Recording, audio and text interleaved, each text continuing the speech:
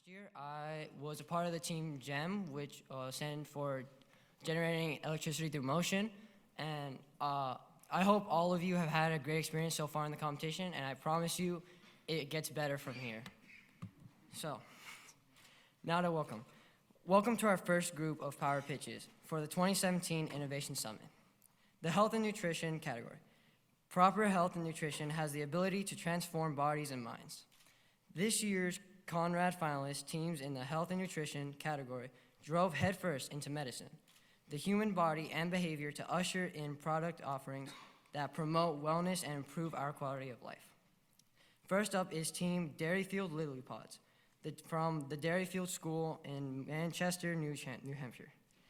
Their innovation is Lily Pods, a discreet device that can alleviate menstrual cramps through heat. Please welcome Dairyfield Lily Pods.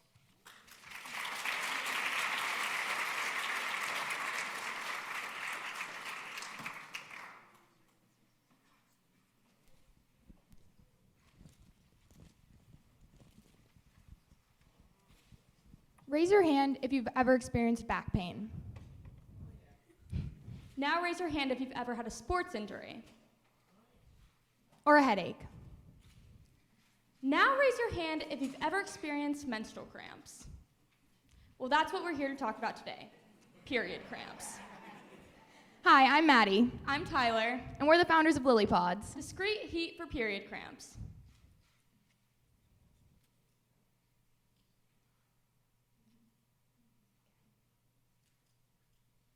Here we go. At any given moment, 300 million girls everywhere are on their period. According to a survey by the Association of Reproductive Health Professionals, 81% of these girls experience period cramps.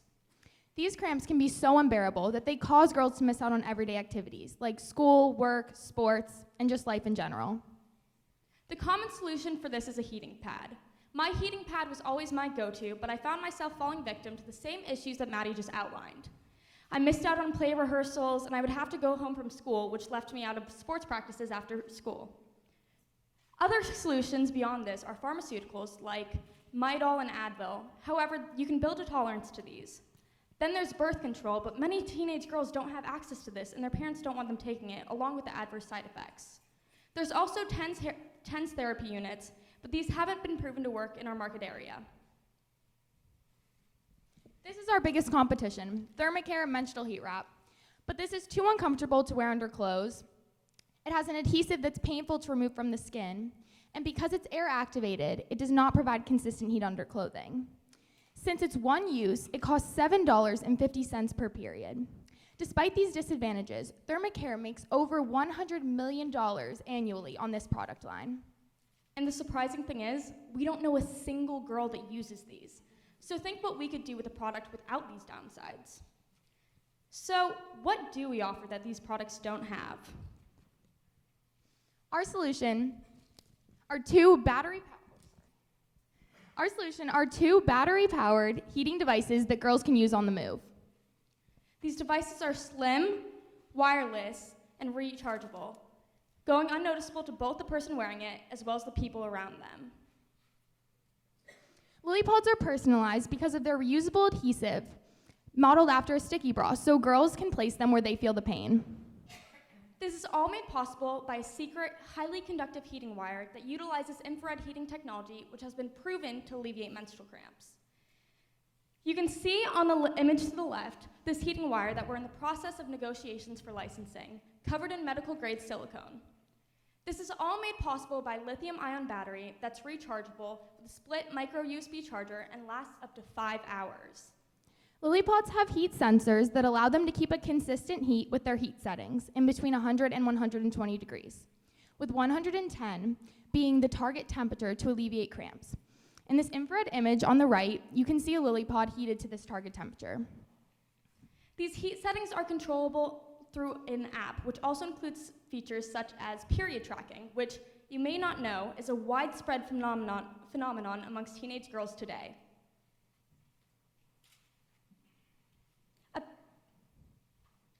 Our next steps are to finalize a product with a patent, execute a clinical trial, which we have already had designed by Jane Goldman at Endpoint Clinical Research, and to get our product approved for market, including UL and FCC testing.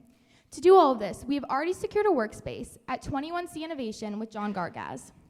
With these next steps, we'd need an initial investment of $400,000. These costs include all development and design to get LilyPods to market. A pair of LilyPods costs $7 to manufacture, along with $10 of additional market charges. We are selling LilyPods for $40 per unit, which means we'll have a gross profit of $23 per sale. LilyPods have a lifetime of over 100 uses, which can last a girl up to 3 years. So if she is to buy this 3 times in her life, that's a lifetime value of $120, meaning that LilyPods only cost $1.13 per period. With a market of $3.2 billion and addressing only 10% of this market, we have a projected annual revenue of $320 million. LilyPods' potential has been recognized by a variety of business and technology luminaries who have offered their services and support in order to get our product off the ground. Beyond the numbers and the supporting companies, however, we can ensure that LilyPods will be a success because we understand our problem, we've experienced it. We know our market, but because we are our market, and we are emotionally invested in a viable solution. At first, we'll be targeting the teenage menstrual cramp relief market. But that's not all LilyPods has in store. Next, we'll be targeting the entire female menstrual cramp relief market. But we are not just stopping with menstrual cramp relief. We are going to expand into the entire heat therapy market. This includes covering pains like we asked you about earlier, back pain, and sports injuries. Capitalizing on LilyPod's full potential. Thank you.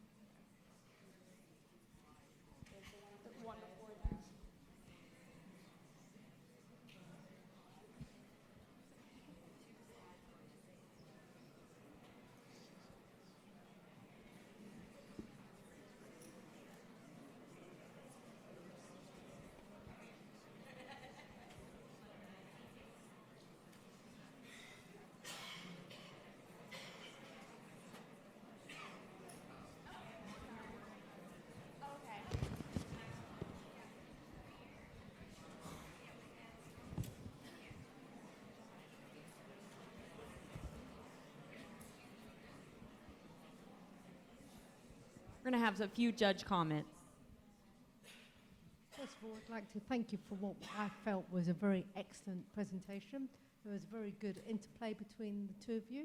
And as a woman, you certainly addressed one of the issues that I think we all face. So thank you. Thank you.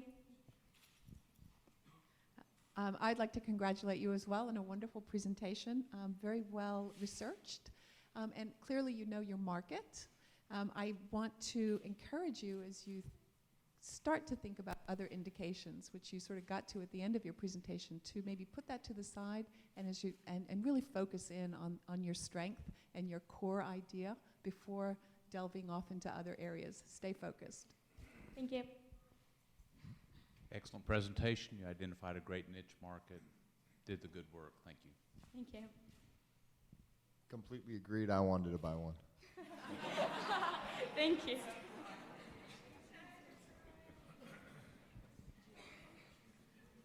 All right, thank you, ladies. Thank you.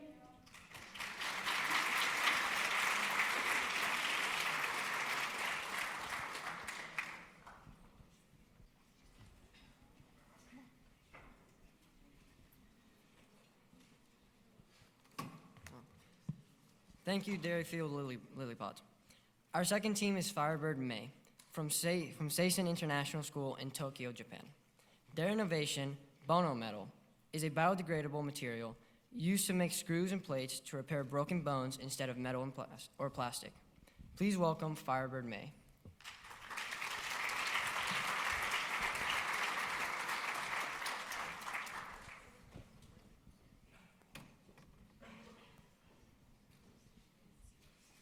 These are those kinks I told y'all about. We'll get moving.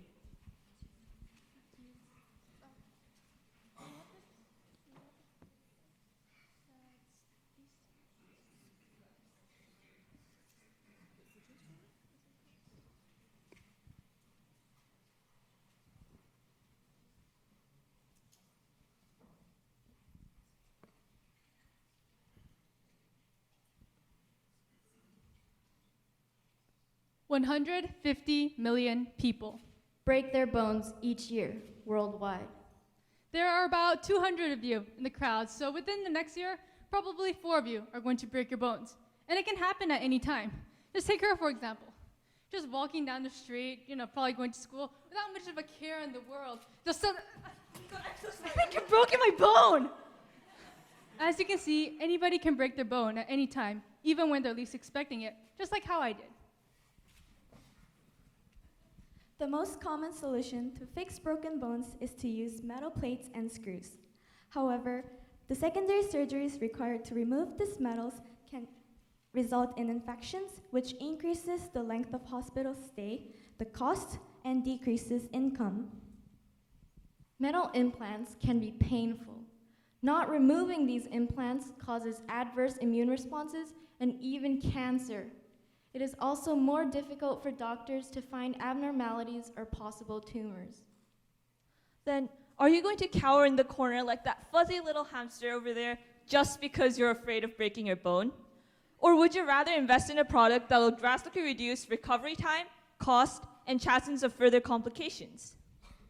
Thus, we present to you our product, Bono Metal, a biodegradable material used instead of metals to fix broken bones and to encourage safer recovery. The name therefore derives from the phrase, bone, no, metal. Bono metal consists of 2 biodegradable polymers, PLA and PCl, in its outer layer. Through the copolymerization of these 2 materials, Bono metal is able to achieve the strength and flexibility necessary for weight-bearing orthopedic implants, something that currently existing biodegradable PGA and PLA plates are unable to accomplish. The inner layer of Bono metal consists of natural materials such as fibrillar collagen, chitosan, hyaluronic acid, calcium hydroxyapatite, and octane hydroxyapatite complex. The polymers on the outer layer degrade through hydrolysis into simple compounds that can be easily excreted from the body, while the natural materials are absorbed by the bone. The ratio between the outer and inner layer is 5:3, as it allows for the polymers to support and the natural materials to heal. The PLA-PCl copolymer is known for its high durability and low-risk biodegradable properties. Pure PLA, although used in some orthopedic implants, is unable to support body weight because of its brittleness and lack of flexibility. However, it causes little to no foreign body reactions, which is a desirable property. Through copolymerization with PCl content ranging from 10% to 15%, the fracture absorption energy of the material will be increased significantly. Copolymers within this ratio range show significantly increased impact fracture absorption energy, more than twice that of pure PLA, and static fracture absorption energy more than 3.5 times that of pure PLA. Fibrillar collagen in Bono Metal's core provides high tensile strength due to its triple helix structure. Chitosan enhances cellular interactions and guarantees non-toxicity as it is naturally found in human body. Combining chitosan with hyaluronic acid significantly increases tensile strength compared to when each is used independently. Additionally, calcium hydroxyapatite has high biocompatibility and bioactivity, while octane hydroxyapatite has the ability to alleviate pain and accelerate fracture consolidation. The combination of these natural materials do not evoke any severe immune responses. It can even help to fill up the hole left by the polymer screws, thus speeding up the healing process. This is extremely unique to our product, Bono Metal. Before Bono Metal can be implemented in hospitals to treat patients, further in vitro testing must be conducted. Some of these include the 3-point bending test, testing for changes in mechanical properties from exposure to heat and moisture, and measurements of maximum pore diameter within the polymer.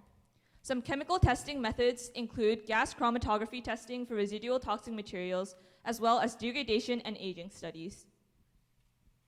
Bono metal has multiple benefits for a number of different stakeholders as it is cost efficient. Hospitals can decrease their budget for the purchase of supportive plates and screws.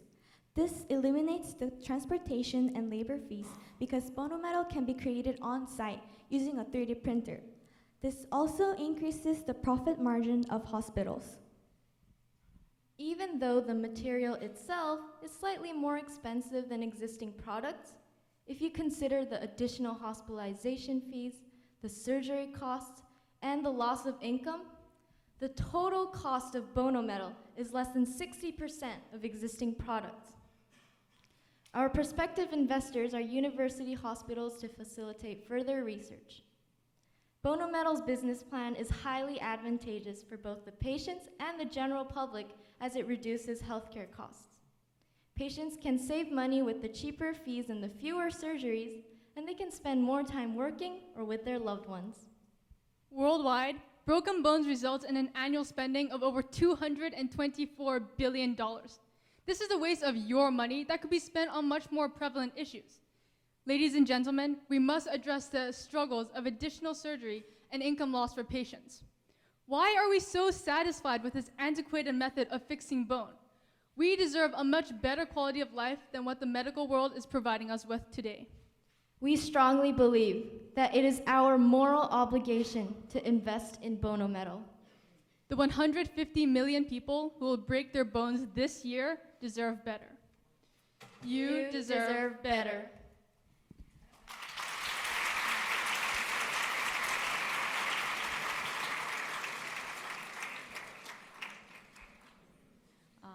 I would just like to say that the presentation was very engaging and very well done. Thank you. Thank you very much for, again, a very engaging presentation. It was bone crushing. I'd like you to encourage and perhaps focus a little more on what people do currently, being a non-medic myself. But thank you. That was a nice presentation. There's a lot of clinical work on existing absorbable plates and screws. Did you guys really do a good investigation prior to this, and what makes your product different? And when you're doing your presentation, the description of why your product is different would be critical.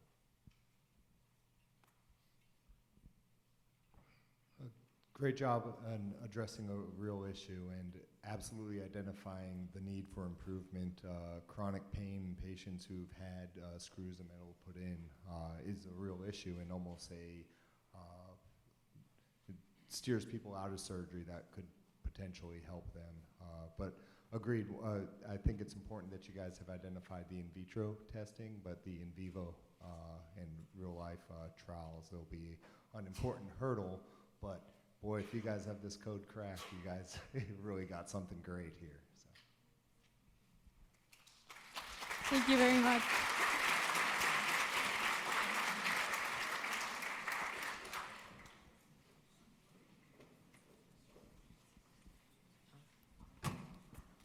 Do you want to use this? I'm just going to use this. Thank you, Firebird May.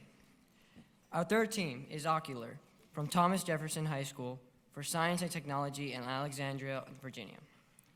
Their innovation, Iagnosis, is a novel, inexpensive retinal image-to-diagnosis smartphone system for medical practitioners in rural and developing areas.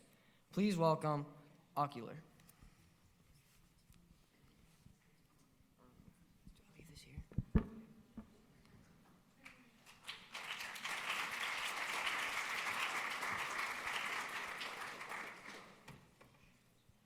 Hello, my name is Niyant Kaprapu, and I'm here joined in spirit with my teammates Justin and Kavya on behalf of Ocular, and our product is Iagnosis. Did you know that today there are 138,000 people that have blindness that could be prevented? And did you know that half of these cases remain undiagnosed due to a lack of diagnostic tools? And the reason for this is because it's been 20 years without a diagnostic update. This is the reality of diabetic retinopathy. Diabetic retinopathy is a symptom of diabetes that causes high blood sugar to damage and destroy the blood vessels in the retina, causing irreparable blindness. The reason that there are so many people that have diabetic retinopathy today is because there are three main challenges that people face. The first is cost. Today, diagnosing diabetic retinopathy requires a trained ophthalmologist and tens of thousands of dollars of equipment. We want to create a low-cost approach that can solve this for us. The second problem is efficiency. Diagnosing diabetic retinopathy can take over 4 hours per patient. We want to create a standardized assessment that can diagnose diabetic retinopathy in under a minute. And finally, the third flaw of diagnosing diabetic retinopathy is the number of tools required. Currently, there are a multitude of tests and tools that doctors need to diagnose retinopathy. Therefore, a single image diagnosis would be more accessible to patients that have diabetic retinopathy today. Fortunately, we can solve this problem with a device that we use every day, our smartphones.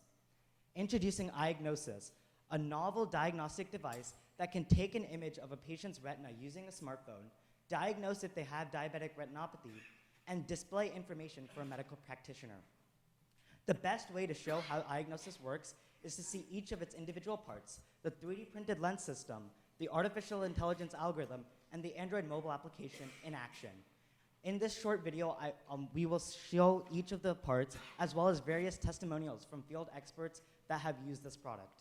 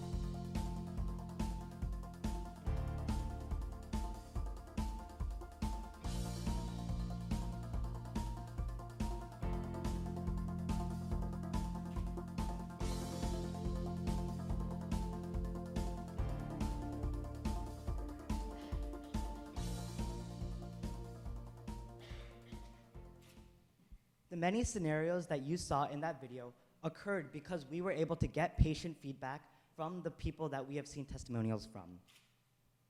So we have collaborated with the National Eye Institute to go through a round of clinical testing to test the viability and accuracy of our product. And using statistical analysis, we have seen that the algorithm's accuracy of predicting diabetic retinopathy is the same as that of an ophthalmologist. But ophthalmologists have access to thousands of dollars of equipment and a multitude of tests, patient records, yet iAgnosis only needs an image using a smartphone. We have been updating our feedback using 15 of SME's feedbacks, as well as presenting at research conferences and getting feedback from doctors.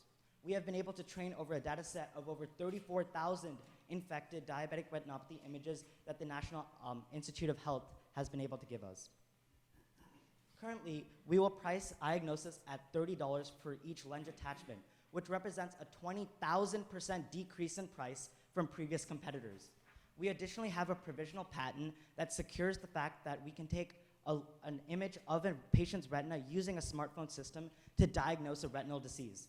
Today, there are over 500,000 optometric centers that can use one or more of the iAgnosis systems to diagnose patients daily. There are multiple improvements that iAgnosis makes over previous attempts. The first is cost, with the 20,000% decrease in price. The second is reliability. Because iAgnosis uses a standardized and computational approach, it doesn't have human error. Next, iAgnosis runs in less than 5 seconds, where it can take more than 4 hours for most other devices. And finally, there is no special training required to operate iAgnosis. We believe that there are multiple applications of iAgnosis. The first is using hospitals. iAgnosis can be used as a second check mechanism for doctors that have expensive equipment, as well as a triaging mechanism for doctors that have to see hundreds of patients every day. Additionally, Diagnosis can be used for senior centers, where diabetic retinopathy is 5 times more prevalent, as a check to see if any senior has developed diabetic retinopathy. Additionally, diagnosis can be used in drug testing to speed up efficiency of diagnostics, to speed clinical trials and decrease costs. And finally, because all diagnosis needs is a picture of an eye, it can be generalizable to all retinal disorders, from retinal cancer to macular degeneration. We set our diagnosis to be launched at the 2018 fiscal year, and with your help, the investors, we can patent our device fully so that we can advertise and expedite our process to help the billions of people worldwide that have a retinal disorder today.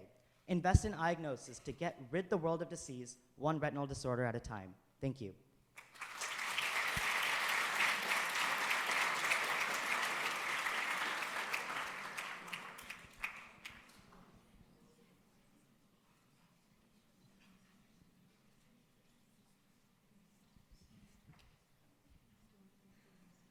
Well, thank you very much. That was fabulous. Want to congratulate you on a very well-structured presentation, wonderfully articulated. My only comment would be that as you think about your business model, spend some time thinking about how much you really need in order to fully launch your program. I think that that will help to make your narrative more compelling. Again, I'd like to thank very much for what was a wow presentation in terms of the concept. If it is what it is, I can't understand why other people haven't done it. So I hope you get there and you launch it. Thank you.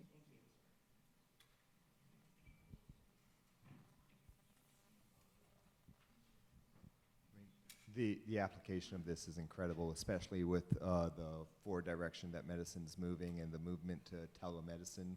As a primary care physician, to be able to look in someone's eye remotely would be incredible. This is real exciting.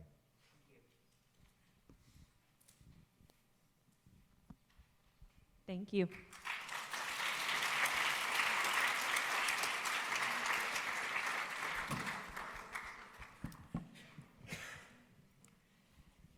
Thank you, Ocular. Our fourth team is Petrichor from North Carolina School of Science and Mathematics in Durham, North Carolina. Their innovation, called HydroPlan, is a 3-component device with sensors attached to a car's bumper and tire with an alarm placed on the dashboard utilizing ultrasonic technology. Please welcome Petrichor.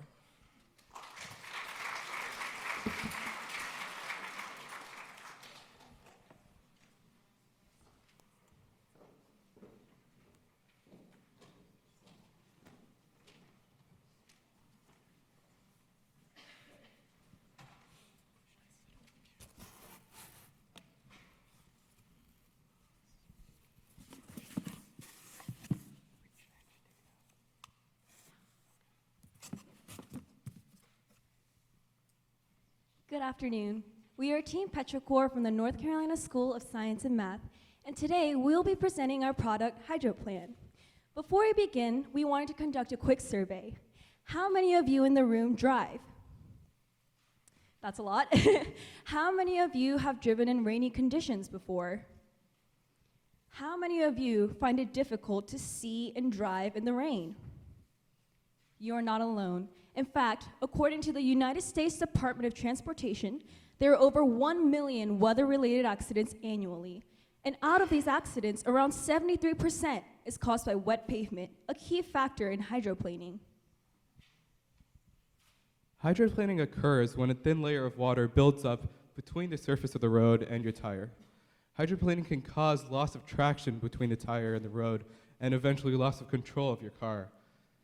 Hydroplaning can be exacerbated at high speeds and can occur at water depths as low as 2.5 millimeters. This makes it extremely hard for a person to know when the conditions are dangerous to drive. And for this, we have HydroPlan. So our innovative solution, HydroPlan, addresses this issue by alerting drivers about road conditions and advising them on how best to proceed. So here we have a prototype of our device without the external casing and power supply. So the first component of our device is the sensor component. So the sensor component utilizes ultrasonic technology with humidity and temperature sensors to accurately determine the depth of water on the road and from the vehicle.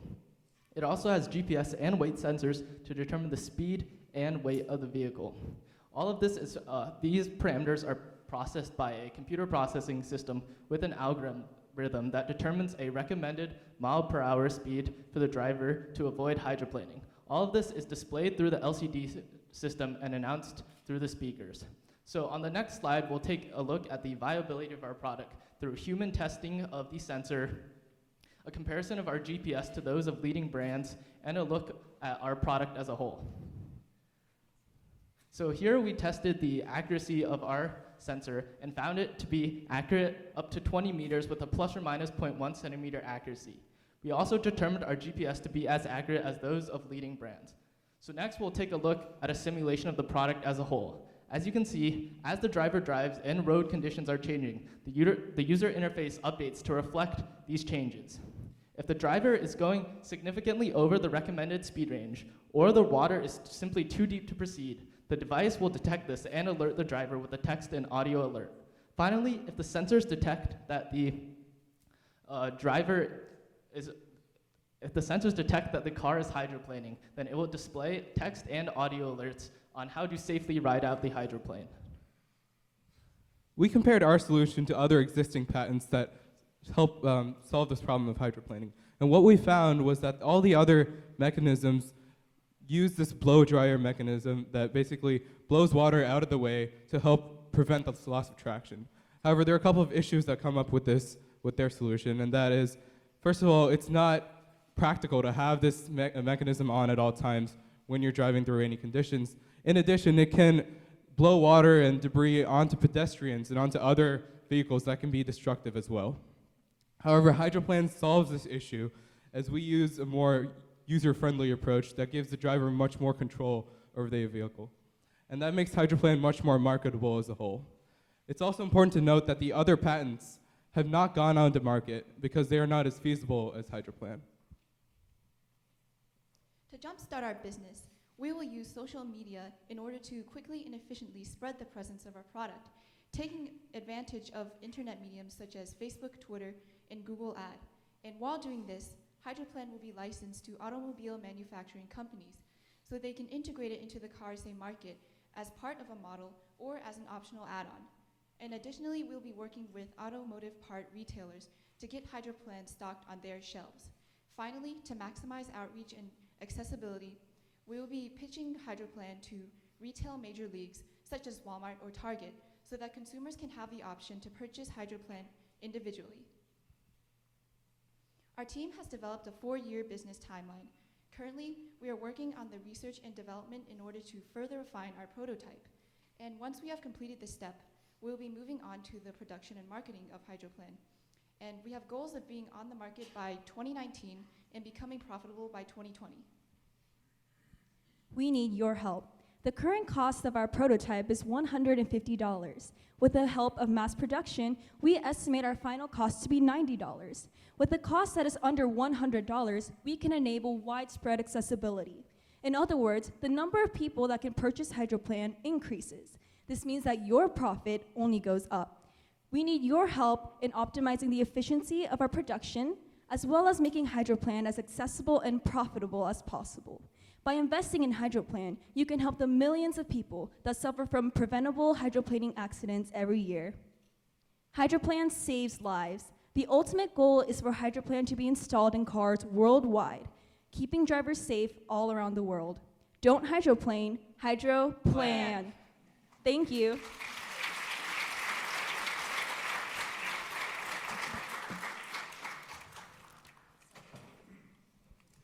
Sure.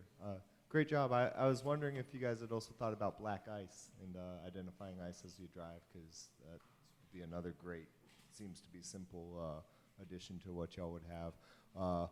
You know, I don't know about getting a text message that I'm driving through water while I you know, I do like that it's voice activated and the plan to work with the car company. So very interesting concept and a great job.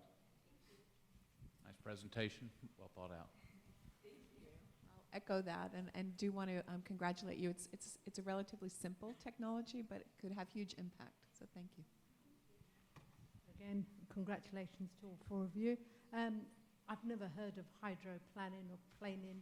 We don't have that in Europe, but hey, it's an education. Thank you. Congratulations, guys, for the great presentation, and I also like the fact that you mentioned that you'll be using the social media platform for making your product more accessible. That's a great idea, I think. Well done. Thanks, guys.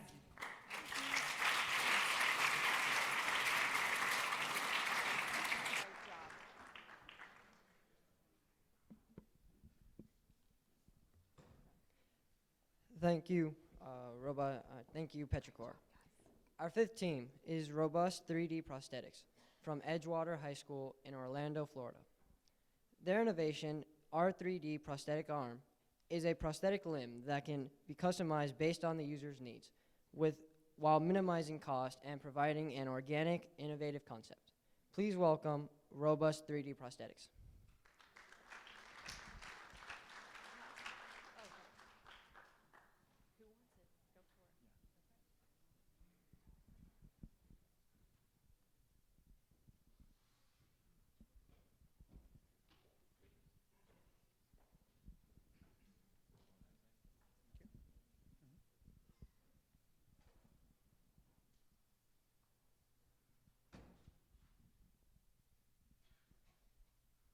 Good afternoon, everybody. We are R3D Prosthetics, a team of young engineers that each has individual skill sets that complements each other very well. We are a team of designers, developers, and programmers that have all come together to develop this prosthetic. Here's a list of our team, our names: Justin, Valgeri, Linworth, Anthony, and Jenon. Now, we've noticed that there's a need for an inexpensive and affordable prosthetic aimed towards children to combat the rapid growth that they have. Now, that is our main inspiration for this project. A couple issues that we noticed is there are 50,000 annual amputations in the US alone, 10% of these being people under the age of 21. Now, we intend to market our prosthetic for people ranging from the age of 6 to about 17 years old. That's when the most rapid growth occurs and when our prosthetic is needed the most. Another issue is the high cost of other myoelectric prosthetic arms. They range from $2,000 to $100,000. This can be very expensive for most patients. Now, the limited access to local therapy is a problem that many patients would face. They don't have the time nor the means to go back and forth to the in-house therapist to get more accustomed to their prosthetic. And the rapid growth in children and teenagers that I stated before, that can cause a lot of different problems. With other companies, a lot of patients have to pay for either new fittings or new prosthetics in general if they outgrow their prostheses. Now, we created a two-part solution to solve these problems: a scalable 3D printed prosthetic arm where we can remove the electronic component that actually activates and the mechanism inside of it. That is to save money. The only cost for the patient would be a new printing, which is very cheap, and a therapeutic game simulation, which helps the patient get accustomed with their prostheses. Now, to validate all our issues and our concerns, we consulted with Limitless Solutions, local leaders in myoelectric prosthetics that are inexpensive and affordable. They've validated all our issues, they've given us great insight, and we are very appreciative of them. All right, so the R3D arm is the first solution is the 3D printed prosthetic arm that is made of nylon material for its lightweight and durable characteristics.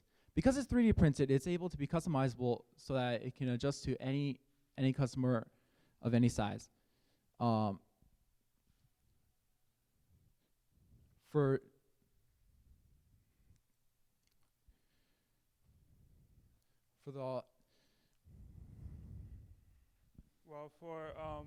We also have the electronics inside, which is the housing, as you can see on the inside.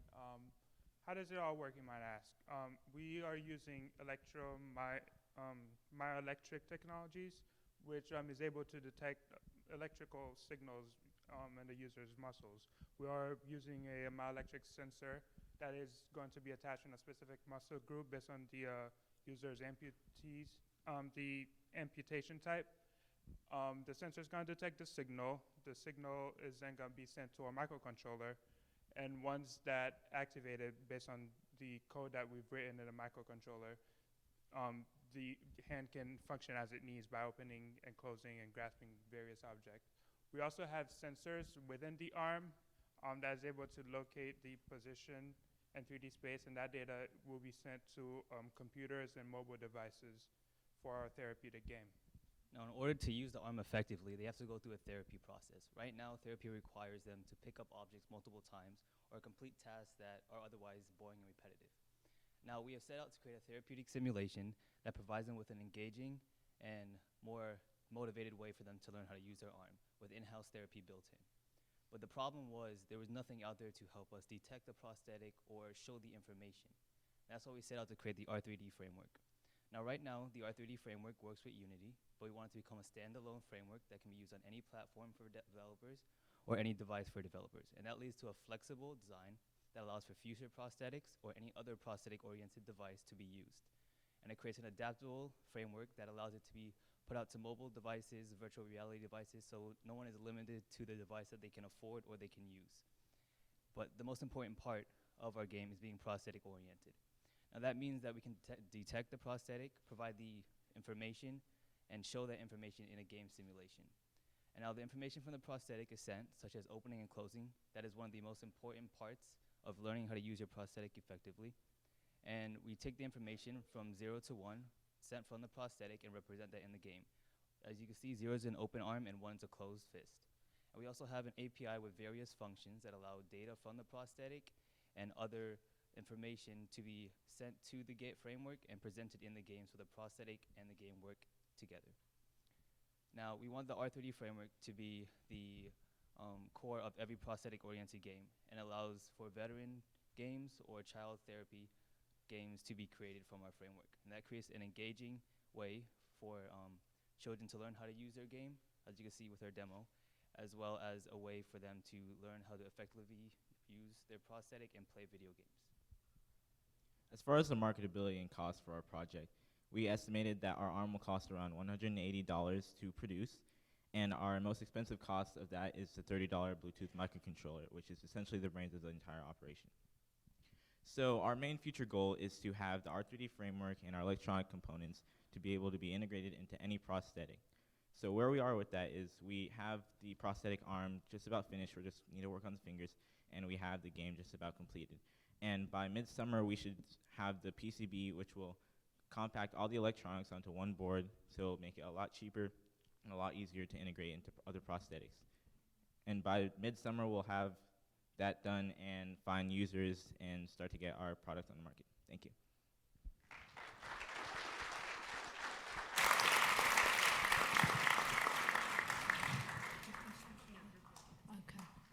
Thank you all 5 of you for the presentation. I thought it was very well, again, very well put across. Very detailed analysis and very specific marketing. It'll be interesting to see how this develops, but with that sort of detailed attention, you should go far. Thank you. Well, let me thank you as well. That was beautifully done. I won't echo or I won't duplicate what my colleague has just noted, but I will say that I would have loved to see more of the demo itself. So I know that you were over there working it, and it would have been very good to maybe have a little explanation or, you know, step by step, because I think that that really underpins your whole story. So thank you. I think for all of us in the room, the Henry Ford model of making unitized parts is a great idea, and you guys have done a great job. It's a huge third world market for this. You know, there's landmines have destroyed a huge number of children's lives in the Far East, and we appreciate your efforts. Absolutely, it's a topic near and dear to military medicine's heart in the prosthetics. I like how you make the rehab aspect cool, you know, especially with kids and young adults. Making the process fun is important. So I loved y'all's presentation. It was really great.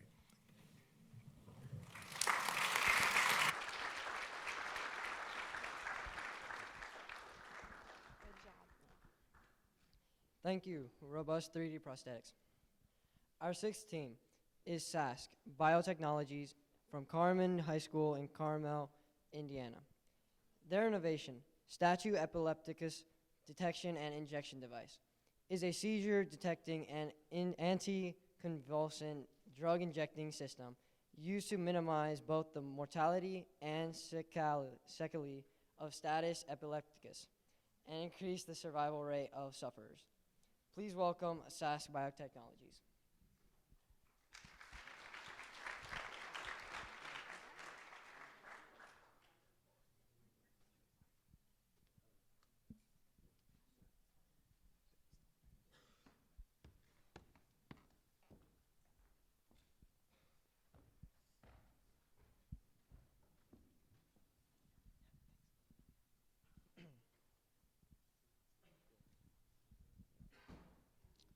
Hello, we're SAS Biotechnologies, and we're here today to talk to you about the seeded.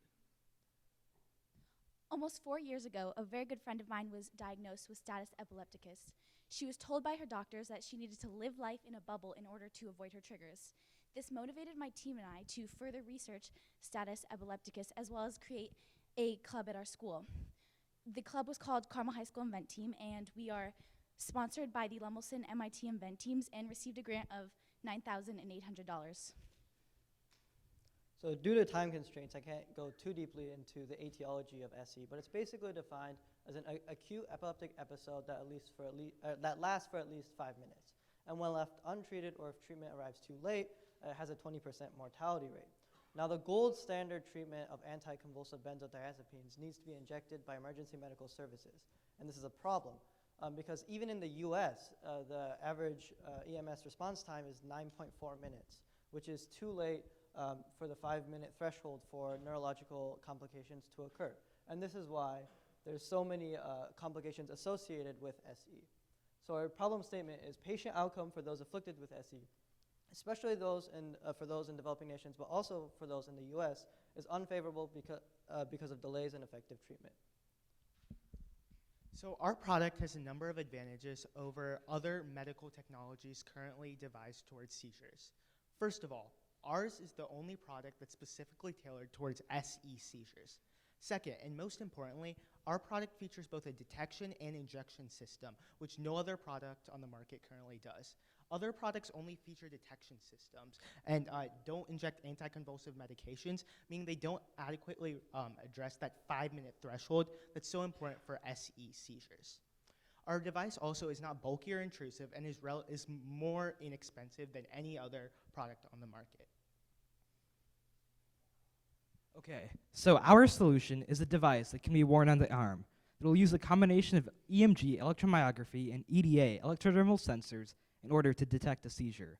It will then send a signal to the injector apparatus, which will inject anticonvulsive intramuscular medication, which is linked to faster absorption rates. In this model, we're using a catheter and a peristaltic pump to carry out this injection, which Sefer will show. So I'm wearing it right now, and I don't think you noticed beforehand, so that's something.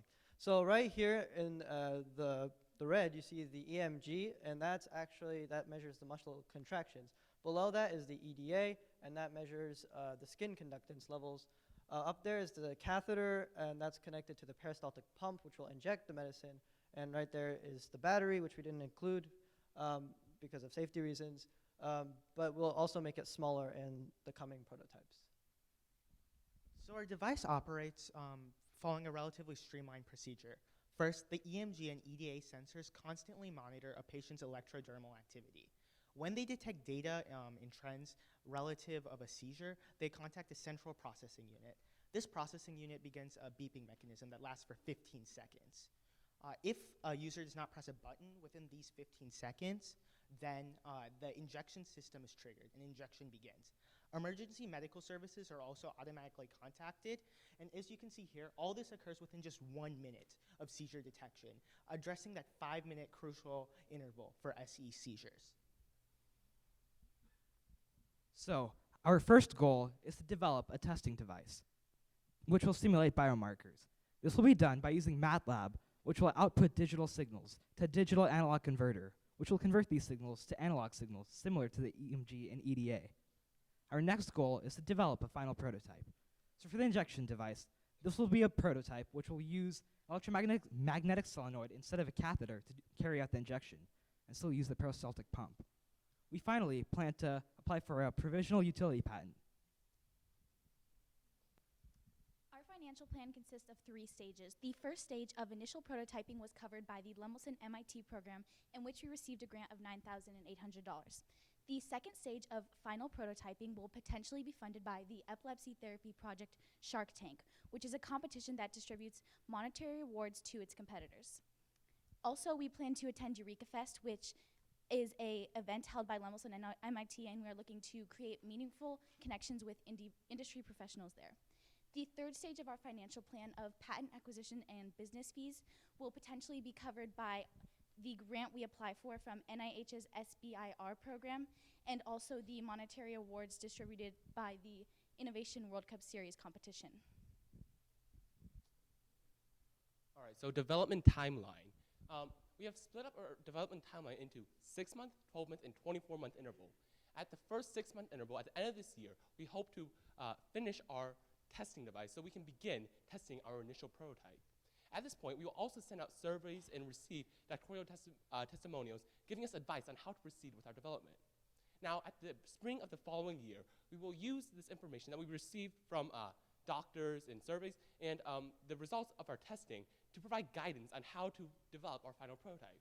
Now, the next year, we will apply for a patent and we will start our business pursuing a licensing model. Thank you very much for your time.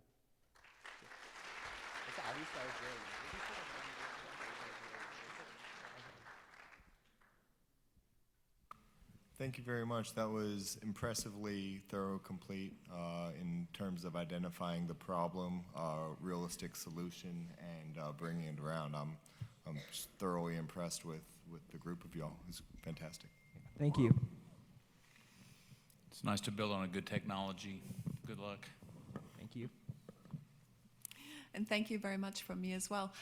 As you go forward, I want to suggest that one thing that you think about is which biomarker or which biomarkers would you use to be able to test efficacy of your design. I think it will help the narrative as you go forward. Again, don't want to repeat what everybody else has said, but very well put. Great sector, and good luck. Thank you. Congratulations, guys. That was very well thought of. I just want to give one positive comment. I think I really like the clarity in the financial plan. I think you deserve congratulations for that. Thank you. Thank you.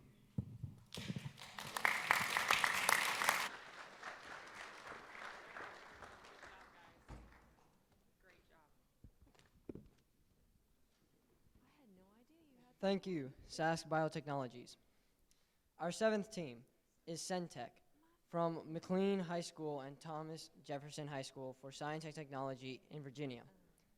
Their innovation, HeartScribe, is an assistive technology that allows seniors with heart failure to use their mobile phones or tablets to track and export their vital signs. Please welcome Centech.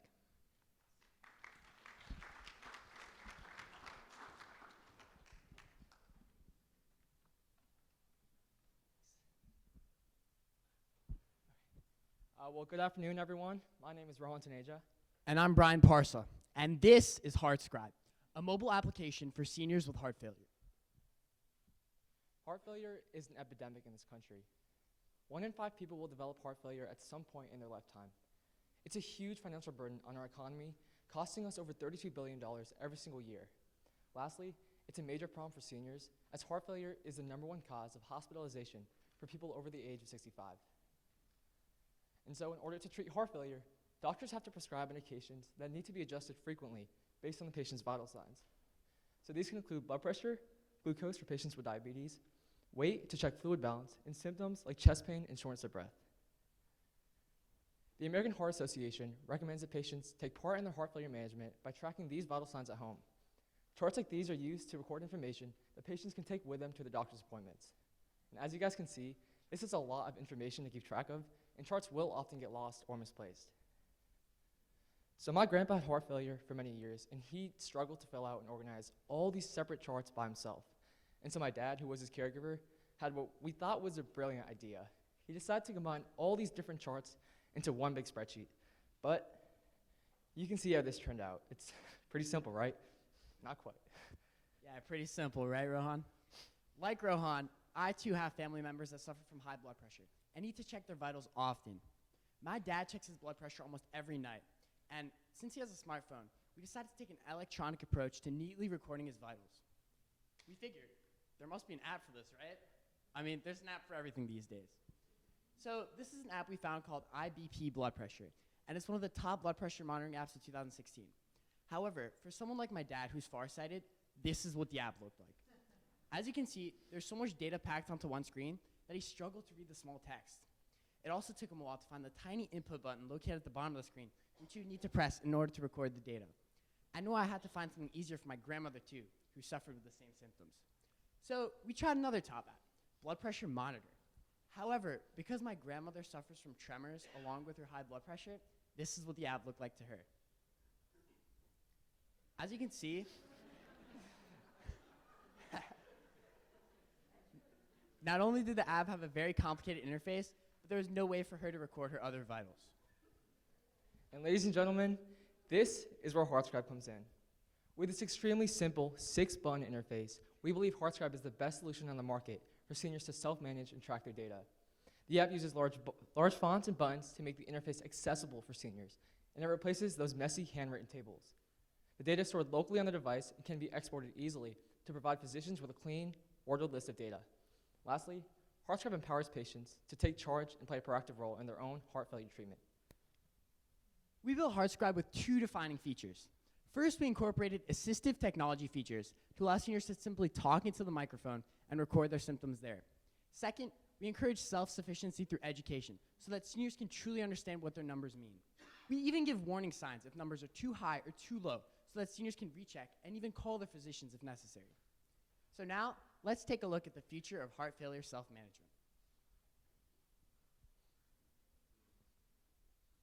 Sorry. Give it a second. Yeah. You can try the MP4 file separately if that's not working. It's part of the flash drive. Let's wait a few minutes here. Sorry about that, guys. Technical difficulties.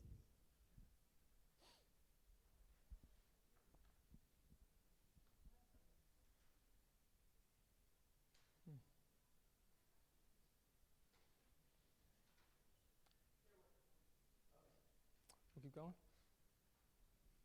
Is there if we can wait? All right, sure. Sorry about that, guys.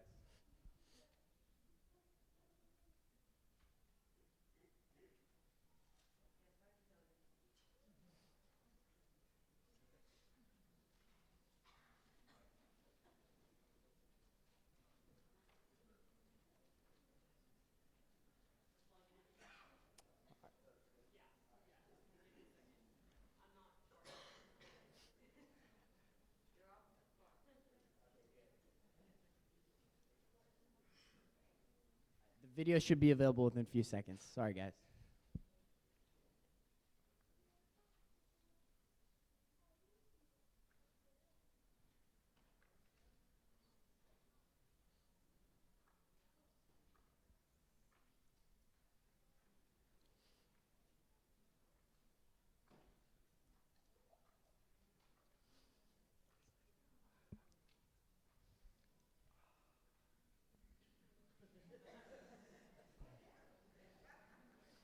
You guys still with us? Everyone's here? All right. You want to tell a joke, Rohan? No.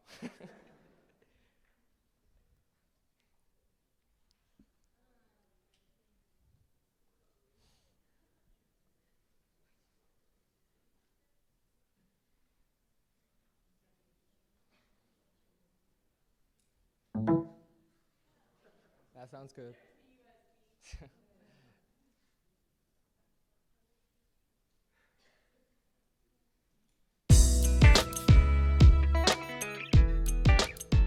Got the music. There we go.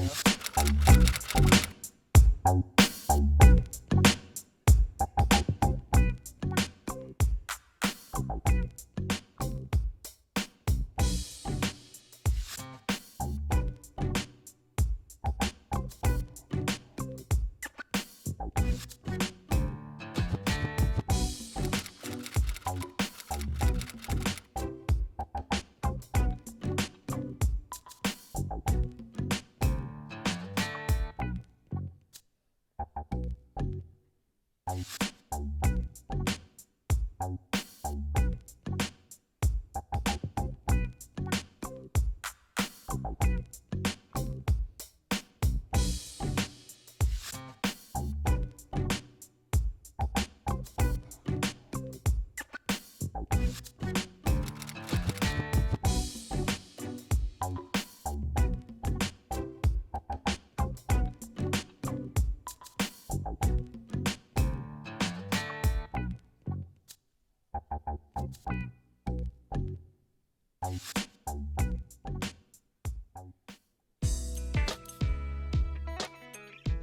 should be it. It's the same video. Sorry, guys.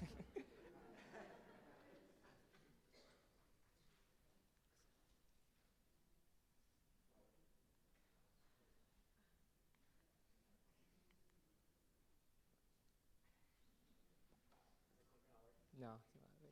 There we go. All right, sorry about the wait, guys.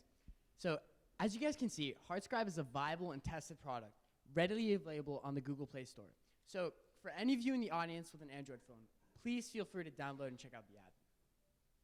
Additionally, HeartScribe has received tremendous support after winning first place in the local Fairfax County Shark Tank competition. We have guidance and partnership interest from local Fairfax County health departments, clinics, and technology companies. We've even visited numerous senior centers, and while they love the app, one of the biggest requests we've had was to make an iPhone version. So we're excited to say that the iPhone version is almost complete and should be available within a few weeks. That's right, Brian. And HeartScribe has the potential to reach almost 6 million people in the United States suffering from heart failure. We believe the best way to reach all these people is through their doctors, clinics, nurses, and home healthcare providers. Our plan is to partner with existing healthcare systems so that they can offer the app to their patients. Our biggest need is your help with marketing HeartScribe so that it can get in the hands of those who need it, potentially reducing their hospitalizations and saving millions of dollars. Now, there's a lot of healthcare apps out there nowadays, but the reality is they won't be effective unless seniors can finally embrace that technology that's supposed to help them. And with HeartScribe, we are finally empowering our parents and our grandparents to take a charge of their healthcare. HeartScribe. Take charge of your heart. Thank you very much. Thank you.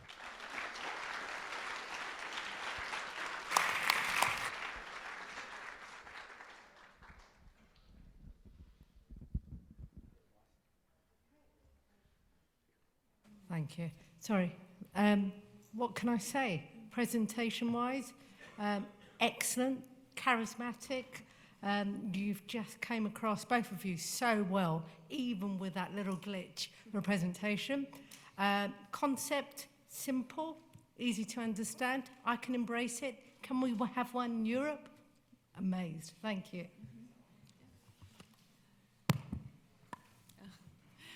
I agree, and great poise under pressure. Not easy to be in front of a crowd waiting, so good for you. I think that there are many applications also in the developing world. I mean, it's so simple, and given what's happening with heart disease in poor countries, I encourage you to think that way as well. Thank you. It's a great example of identifying your target market, designing something that's perfect for elderly people, and it's a good job. Agreed with the identification of what the patient population needs. Good job.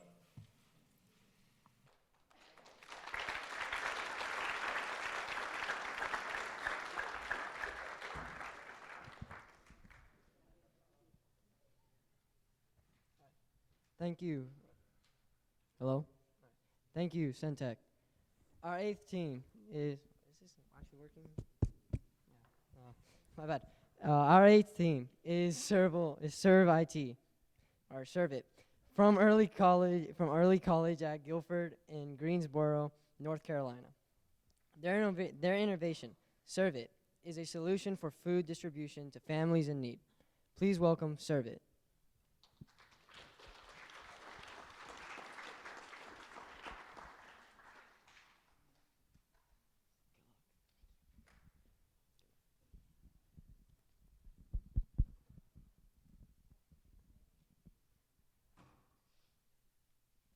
Hi everyone, my name is Sahana Giridhar and I'm a junior at the Early College at Guilford. And my name is Sydney Pierce. I'm also a junior at the Early College at Guilford, and we're both from Greensboro, North Carolina. Today we're here to discuss the problem of food insecurity in locations deemed food deserts.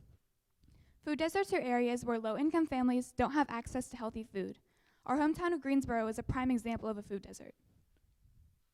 There are 23.5 million Americans living in food deserts. Yet, at the same time, food is wasted at grocery stores across the nation because it is no longer aesthetically appealing and cannot be sold to consumers. Our goal is to uniquely redistribute this food using teen volunteers. Here's how we do it. Could you play the video, please?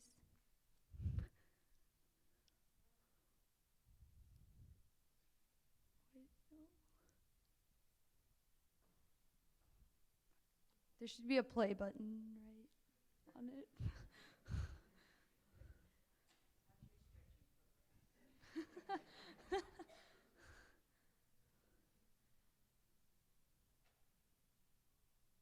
Serve It! Our intuitive app provides a simple yet powerful interface for teens, grocery stores, soup.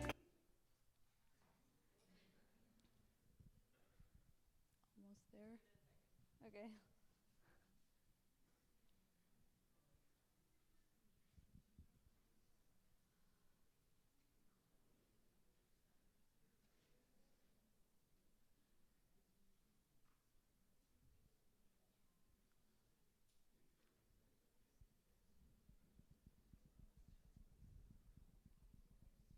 We didn't come prepared with any jokes, so I apologize.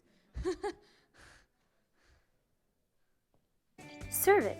Our intuitive app provides a simple yet powerful interface for teens, grocery stores, soup kitchens, and needy families. Using our app, grocery store managers enter food items they need to dispose of every day. This is sent as a notification to soup kitchens who accept the food, which is then prepared and served to needy families. Teens enter their availability to drive. The app uses scheduling software to generate which grocery store to pick up from and which soup kitchen to deliver to.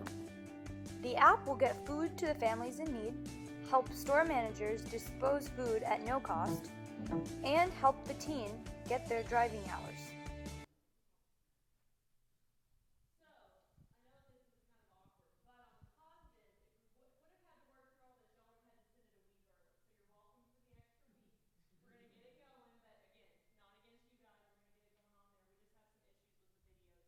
Yeah. That was just the audio. The video didn't play, but. Okay. We will wait. You'll get to hear my wonderful voice again in a few seconds.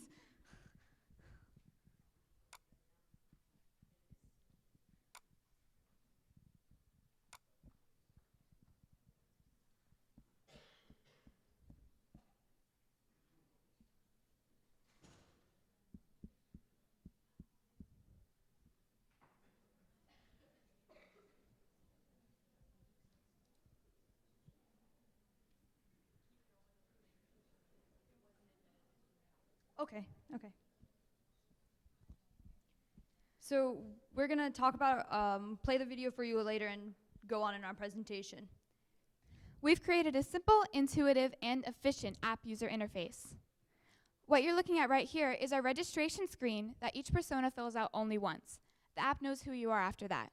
We use standard mobile registration modules and an online database to store registrative and ongoing transactional information. Our daily journey starts when the app generates notifications that are sent to grocery store managers. The managers are able to input what food they would like to dispose of for the day.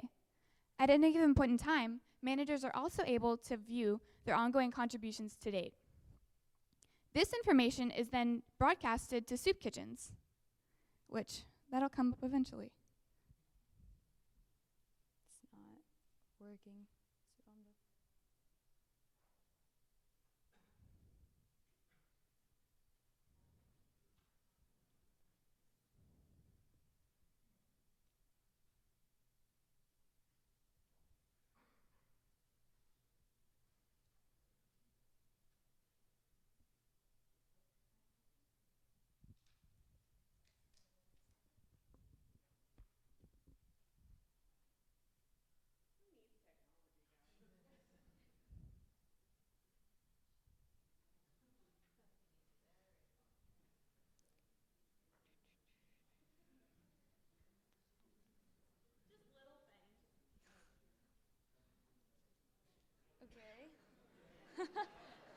Halfway there.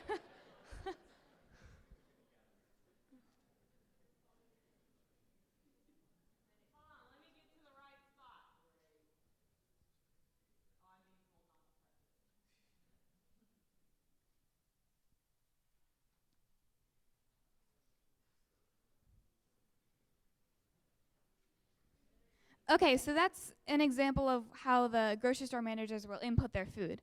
So this information is then broadcasted to soup kitchens. Soup kitchen directors are able to accept which food they would like to serve. This acceptance serves as the basis of our generating routes for the day. Our example teen user, Katie, would come on to here and enter a starting date and time that she can drive, as well as her preferred starting point. Don't worry, Katie is covered to transport food under the federal Bill Emerson Good Samaritan Food Donation Act. The app then generates a list of route options. From the back end, what we are really doing is running a constraint optimization algorithm using the open source planning and scheduling software OptaPlanner. OptaPlanner allows us to model all of our constraints that have to be met. Hard constraints, such as not being able to drive at 12 a.m., and relatively flexible soft constraints, such as traffic flow. Based on a best to worst score that OptaPlanner generates, a list of routes are shown. To recap, our app has a database to store user activity, runs an analytics service to track user contributions, driving hours, and volunteer hours, runs a planning and scheduling service to show a list of optimal routes and schedules, and all of this can be hosted on a public cloud via Amazon or Google, who both have free services for nonprofit organizations such as ours. We know that we don't have direct competitors to compare our services against. While there are some players on the international market, these don't exist in the US. This is because our offerings are unique. Here's how we distinguish ourselves from our closest comparables. Firstly, over food banks. We don't have a central warehouse model and hence associated costs of manpower and storage. Over teen volunteer organizations, our service provides both driving and volunteer hours for teens. Over food disposal services at grocery stores, we have zero cost of disposal and the food goes to those who need it. And finally, over transportation services like Uber, we're not for profit, we serve a social cause, and teens are our target market. We validated our idea with each of our key persona, a Whole Foods grocery store manager, a soup kitchen director, and our peers. So we have another video here. Hopefully you will get to hear what they all say. Yeah.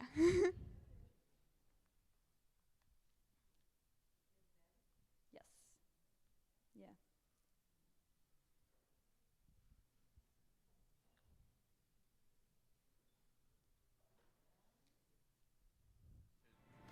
Personally follow up and see on a more personal level how it's benefited.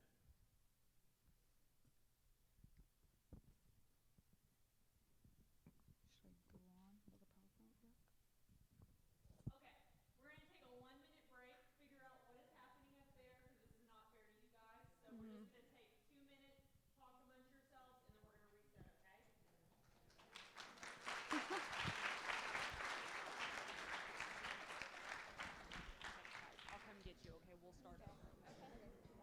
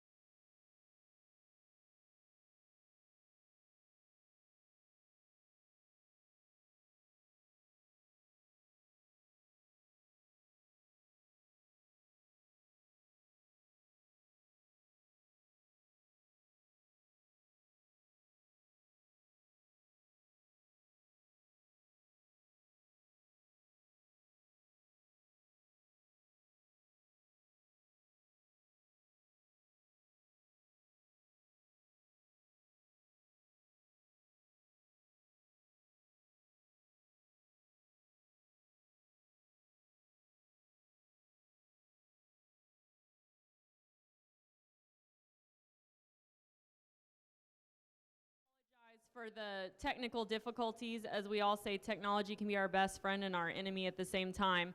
We did run through all of the presentations prior today, so I guess the system doesn't like us very much. But just so you do know, we have run through, and for all of the presentations, we made sure that the videos were embedded, and I know the majority of you followed those directions. So as they start playing, we're going to keep going. If there were a few that the video is not embedded, unfortunately, we're just going to have to keep going. But we're going to give these lovely ladies, we're going to play their video. And as I said before, the time and the judges are not holding this against you. This is fun technology. So we're going to start your video and get you up on the stage, okay? Thanks, guys, for your patience. Thank you.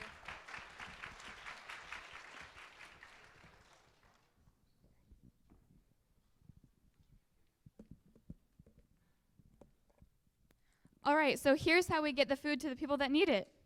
Yeah, let's see that again. Serve It! Our intuitive app provides a simple yet powerful interface for teens, grocery stores, soup kitchens, and needy families. Using our app, grocery store managers enter food items they need to dispose of every day. This is sent as a notification to soup kitchens who accept the food, which is then prepared and served to needy families. Teens enter their availability to drive. The app uses scheduling software to generate which grocery store to pick up from and which soup kitchen to deliver to.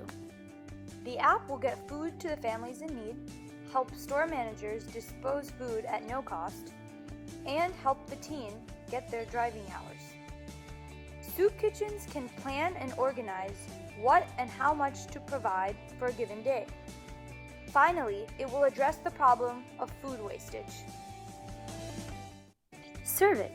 Our intuitive app provides a simple yet powerful interface for teens, grocery stores, soup kitchens, and needy families. Using our app, All right, and so now we're going to run through our community validation. So as I said earlier, we spoke to a grocery store manager, a soup kitchen director, and our peers.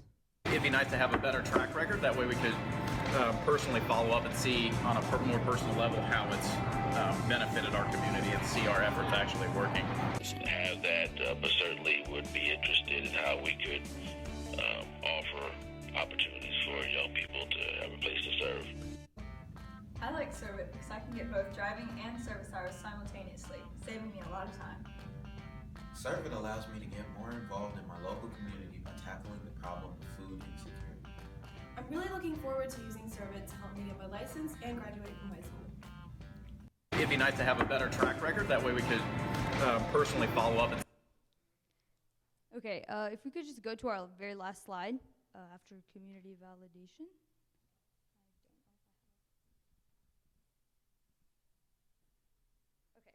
So as you saw, our local Whole Foods manager we talked to loved the idea and has already pitched it to the Whole Foods global team. We have calculated that we need about $12,000 to get us started. A detailed breakdown is in our business plan, and we will be a self-sustaining nonprofit afterwards. Join us to fight food insecurity at Serve It. Not a mile wasted. Not a mouth unfed. Thank you so much, and Thank thanks you. for bearing with us.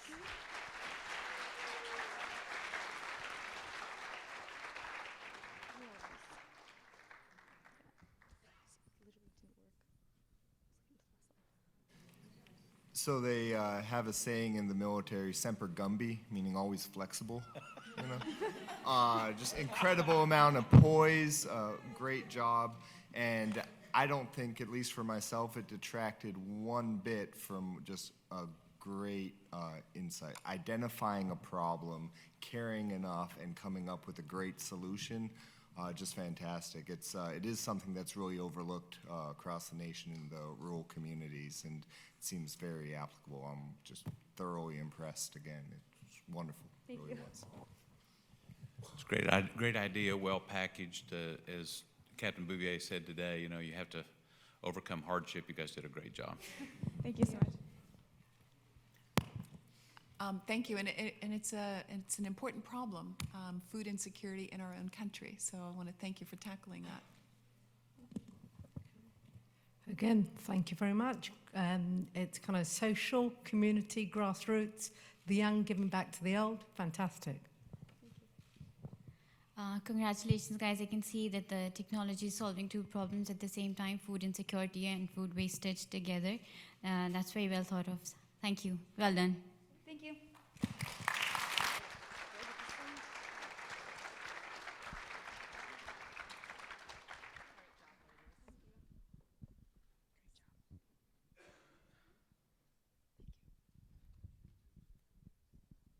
Thank you, Servit.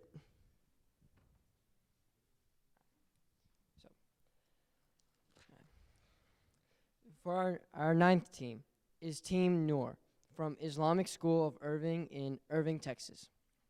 Their innovation, Objection Redirection, is a device that can predict and prevent possible depression in an individual at an early stage through peer-to-peer behavioral inputs and suite analysis features. Please welcome Team Noor.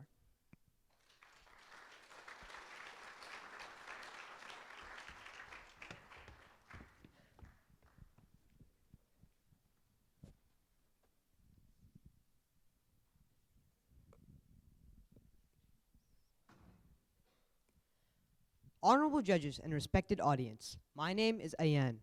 My name is Hanzullah. My name is Malik. Mine is Mustafa Qadri. And we are Team Noor. Raise your hand if you want to predict a person's mental illness and prevent them from committing suicide or an act of violence. That's good to see. A mental illness is a condition that affects a person's thinking ability, feelings, or mood. There are currently more than 200 types of mental illnesses, some of the more common ones being depression, anxiety, bipolar disorder, and schizophrenia. According to a WHO, more than 450 million people suffer from mental problems around the globe. Close to 1 million people commit suicide due to mental illnesses, and one mental illness on the rise is depression. If it continues to rise at its current pace, by as soon as 2020, it will be the second most prevalent medical condition in the world. Not to mention, it's already the second leading cause of death among 15 through 29-year-olds.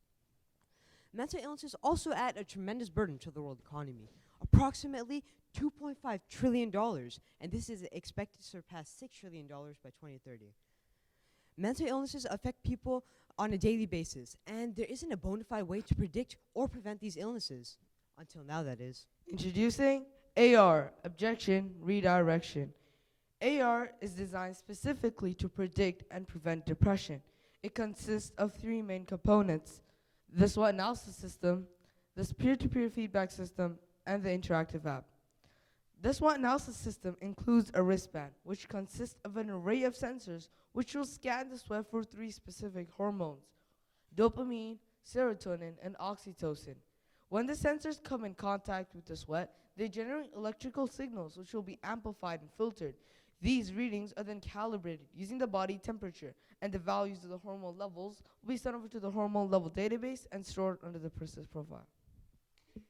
The peer-to-peer feedback system provides a platform for peers and friends to provide feedback on the behavior of the person that they interacted with.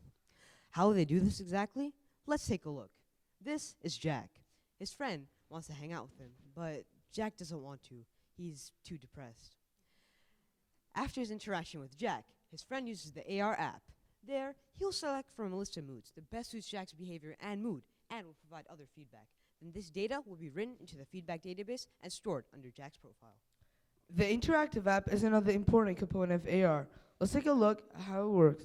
The hormone level data and the feedback data will be drawn from the databases to be processed and correlated by the app.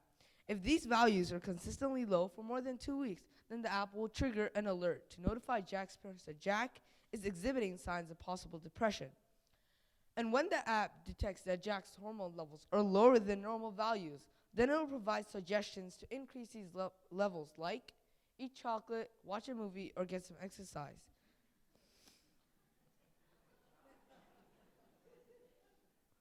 And all these will be based on his location, interest, and time. These are the AR charts showing Jack's hormone levels. As we can see, Jack's hormone levels were low throughout the day, except between 5 to 8 p.m. when he followed the AR recovery tip to eat chocolate. And as a result, his hormone levels increased and his mood improved. Like this, over time, Jack makes lifestyle changes based on his AR smart suggestions. And now, his hormone levels have normalized to a steady rate, and his peer reviews show him to be much more positive. And now Jack is leading a happy life. Jack, would you like to talk about how AR has benefited you? Yeah, sure. AR has been very beneficial to me. The treatments that I received earlier were reactive, but the AR approach is proactive. I feel more energized, able to better focus on things, and I like to hang out with my friends. And above all of that, I value every moment of my life now. AR has many benefits. Such benefits include that it predicts and prevents depression. It monitors progress in an individual. It is non-invasive, has no side effects, and provides a real-time analysis in a shorter amount of time, which can be useful to psychologists. We have compared AR to numerous competitors, and we can confidently say that AR will dominate the market with its unique ability to predict and prevent depression. AR has many features that make it stand out from the crowd. Such features include the peer-to-peer feedback system, the alerts to parents and guardians, and smart suggestions, not available to the rest. And now Mustafa will talk about the business plan. Our business plan. As part of our marketing strategy, we want to create awareness of the issue and to promote our app. Now, how do we plan to do this? Through social media, blogs, and advertisements, etc. We know that mental illness is a global issue affecting veterans, astronauts, and students. So that's why we believe that the government will support us and therefore will approach them for contracts. Apart from the government contracts, we will also approach hospitals, pharmacies, and schools for pre-orders to start to manufacture our product at a larger scale. We also would like to commercialize our product by working with companies such as Apple, Samsung, and Fitbit. Now let's talk money. As I have mentioned before, there are more than 450 million people suffering from mental illnesses worldwide. Although we want AR to reach everyone, even if we target 10%, let's see what the numbers come up to be. We did the math, and our manufacturing cost of the AR watch came up to be $68. And for the AR band, it came up to be $39. With a sale of $170 per watch and $99 per band, if we sold 45 million units of both the band and watch combined together, our estimated profit would come up to be $4 billion. We expect our product to become popular and business to grow. As part of a business strategy, we'll analyze our sales that are combined with the market conditions to make appropriate changes annually and to take our business to the next level. Mental illnesses are on the rise, and access to care is rapidly dwindling. Whenever you feel that there's no hope, just understand, that's the mental illness speaking. In the time that we presented, AR could have processed 500,000 feedbacks and saved many lives around the world. It's always better to prevent a problem in its early stages. Like Benjamin Franklin once said, an ounce of prevention is worth a pound of cure. Thank you.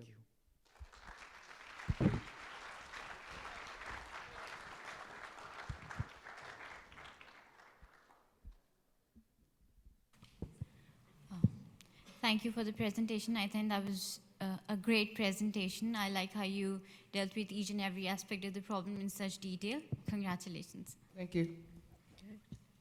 Thank you for the presentation too.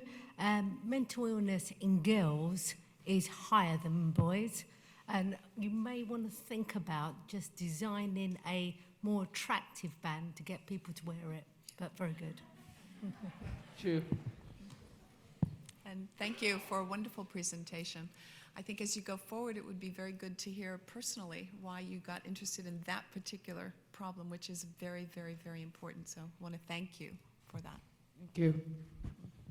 Unlike a lot of the presentations, yours is science-based, and about 3 slides explaining the hormonal milieu of depression would really help those people that don't really have much exposure to that understand why this is functional and why it will work year after year. I think that's a great thing to do, and you guys should really keep pursuing that. Thank you. I like the focus on proactive problem solving and identifying that a lot of what we do now is reactive. I think that's very strong. Identifying the physiologic correlations of depression and the hormone imbalances are documented, but really understanding the science there, I think we're still getting there with the science. So I think if you guys stay adept and on top of the science as you guys move your product along, you hopefully be able to go hand in hand there. I do know that with PTSD, a lot of the physiological signs that can be recognized will also be helpful. So I think there's also a lot of other marketing opportunities for y'all. So good job. Thank you.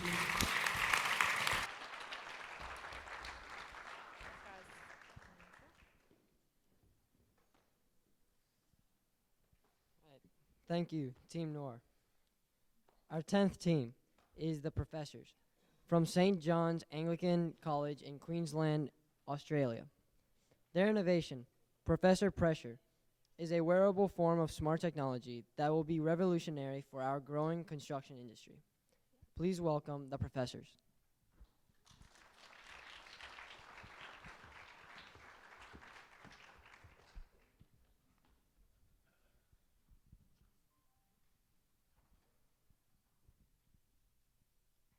Our world is growing rapidly, leading to an increase in infrastructure. However, we only seem to see the end product. Have you ever thought about the health risks arising for construction workers every single day? Probably not. Even we didn't realise how big of an issue this is. Within these buildings lie endless hours of hard labour, where workers use heavy machinery with unseen harmful consequences. In fact, if this room was full of workers, 1 in 4 will be affected by whole body vibrations related injuries. Whole body vibrations occur when using machinery or equipment that emits vibrations that often causes incapacitating bodily disorders such as lower back pain, repetitive stress injury, Raynaud's disease, and more. Did you know that lower back pain actually has the highest compensation claim, is the leading cause of morbidity, and increases loss of productivity in the workplace? However, it seems we aren't doing the right things, as 73% of Australian workers do not receive any form of whole body vibration training. But this is just in Australia. Could you imagine the rest of the world? I'm Richa. I'm Zoe. I'm Nikki. I'm Gayatri. And I'm Monique. And we are the professors. We have come up with a new, exciting, and innovative product that we would love to expand with your help. So, introducing Professor Pressure, a product that revolutionises our day-to-day clothing to translate information into a mobile application. So this is accomplished through FlexiForce sensors embedded in the clothing, which records the rapid expansion and contraction of muscles when exposed to some form of vibration. FlexiForce sensors are a type of accelerometer, as vibrations are measured in acceleration. So, once the user has synced their data, it will be sent to a microscopic chip. This is then sent to an app via Bluetooth. Now, as vibrations are three-dimensional vectors of x, y, and z acceleration, this process will be repeated to record all 3 dimensions. After that, the magnitude of the 3 vectors will be found to this formula. This final set of data will then be sent to a mobile application, which will transform the acceleration into frequency. This frequency shall then be used to generate a color code that will correspond to the level of exposure.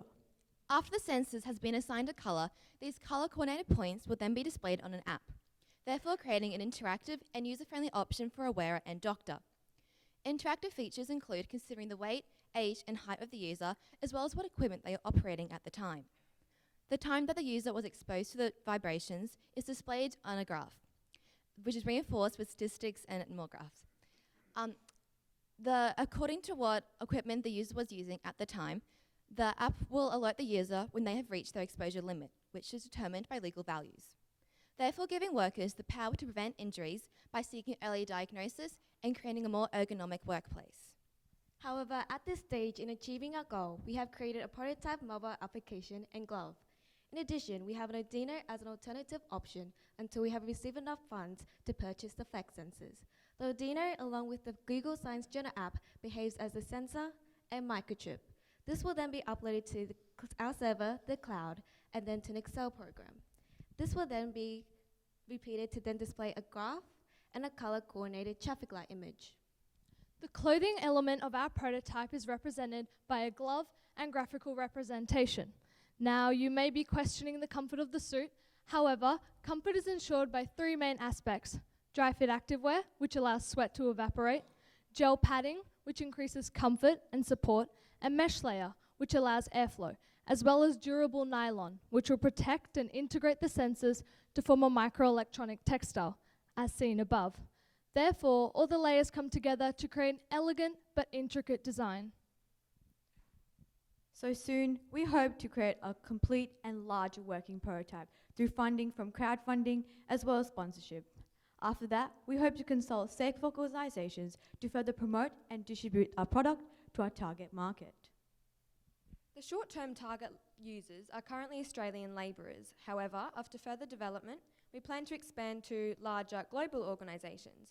So these include the military, sporting and performing arts, as well as space travel, as these fields are very physical and are associated with both long and short-term injuries. The cost of the entire bodysuit prototype will be approximately 1,040 Australian dollars. Although the initial price is high, workers will only buy sections of the clothing. We also aim to reduce the cost from an increase in production demand. The cost of materials is as shown. Like Professor Pressure. Another example is the whole body vibrations meter, which is fixed on car seats and can be used on smartphones. However, the benefits are limited as it can only be used on seats, whereas Professor Pressure is adaptable to all situations. We have also been in contact with professors from the University of Queensland as well as the Queensland University of Technology. We're also in the process of inquiring a pro bono patent with Andrew Clark, a patent lawyer. Furthermore, we have discussed potential expansion with the national construction, mining and forestry industry. Therefore, through the opportunities offered here at the Conrad Spirit of Innovation Challenge, we hope to build new connections that will enable the further promotion of our product and allow it to grow, as we hope to plan for an official launch after 2 years.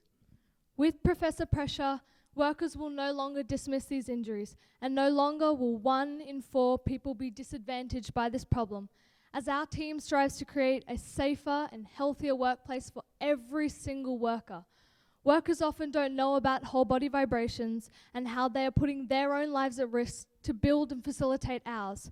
So, we, the professors, hope to raise awareness and create a change, therefore building the foundations to a healthier workplace.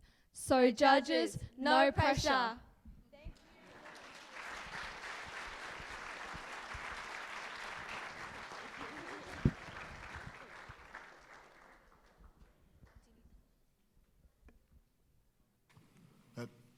Great concept, great presentation. Y'all's teamwork was just really noticeable while you're putting it out. I'm excited to see where you guys go and what you guys do with this. It just seems wonderful. Congratulations.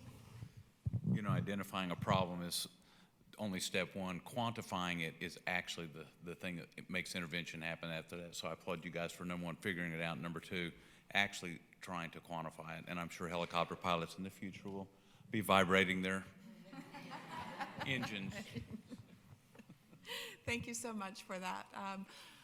Fabulous presentation, highly coordinated, really lovely. Thank you. One comment is that in your future presentations, maybe we could hear a little bit about acceptability and usability on the part of workers. I personally would love to know if construction workers would consider wearing a suit for 8 hours. That would actually be really good to know. So, congratulations. Thank you, professors. I thought of that one. I thought if you put tattoos on some of the kind of designs, workers will wear them. but I thought that was very, very good. It was educational for me. I think you're onto something. So thank you. Great presentation, guys. Great teamwork. I think your product will not only help those who need it, but will also help in creating awareness about this, which is, I think, very, very much needed. Thank you. Thank you so much.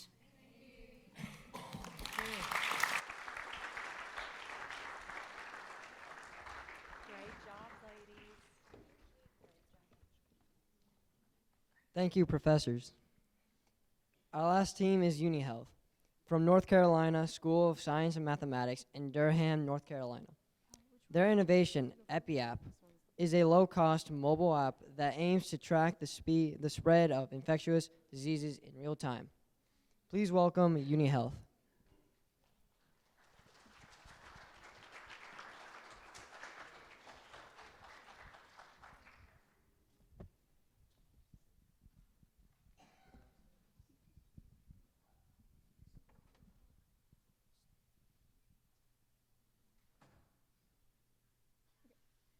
Hi, I'm Aditi. Hi, I'm Shrikar. Hi, I'm Tony. Hi, I'm Vincent, and we're Team UniHealth. In September of 2016, our school got an outbreak of norovirus. And because we're a residential school, we had extremely high spread rates, infecting 27% of the student population. See, the disease started here in Bryan and spread quickly to all the surrounding buildings, including my building. And then even I got sick too. I had to miss 2 days of class because of the disease. Our school even made a Facebook page to help spread information on the disease. But obviously, this won't work on a global scale. So after the disease had run its course, we asked ourselves, what can we do to prevent avoid, and minimize outbreaks like this across the world. You see, the problem is that current disease tracking solutions are slow, costly, and ineffective. It can take weeks to report a disease, and in our mobilized society, diseases spread quickly into epidemics. For example, dengue costs $12 billion in global economic loss. What the world needs is a global warning and response system for situations like this. Our solution was an innovative, free mobile app called EpiApp. EpiApp's mission is to improve the prediction and control of infectious diseases through user reporting, alerts, and public disease maps. So how did we tackle this challenge? Well, firstly, we developed our mobile application to report the infectious diseases using crowdsourcing. According to Pew Research Institution, 62.6% of the global population is predicted to own a smartphone by 2020. And of current users, 62% of them currently look up information about health conditions. Next, we added in the GPS location feature to precisely monitor the spread of the disease. And lastly, we added the alert users feature. So why is our solution so unique? Well, firstly, we utilize the power of crowdsourcing to rapidly identify the who, what, where, when, and how of any disease. Additionally, our app uses open and low-cost technologies, allowing for easy scalability worldwide. All of our data is stored in HIPAA-secured databases, allowing us to protect our users' information while we run basic analytics. Lastly, we send personalized user report alerts to our users based off their locations. So as you can see from this data flow diagram, we primarily collect our data from individual user reports using the data entry feature of our app.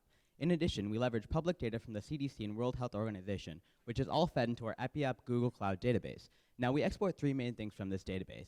We export data analytics and public disease maps, which both serve to portray regional trends in disease spread. In addition, we share our epidemiological data with pharmaceutical companies and healthcare organizations so they know how much of a drug to produce, when to produce it, and where to produce it.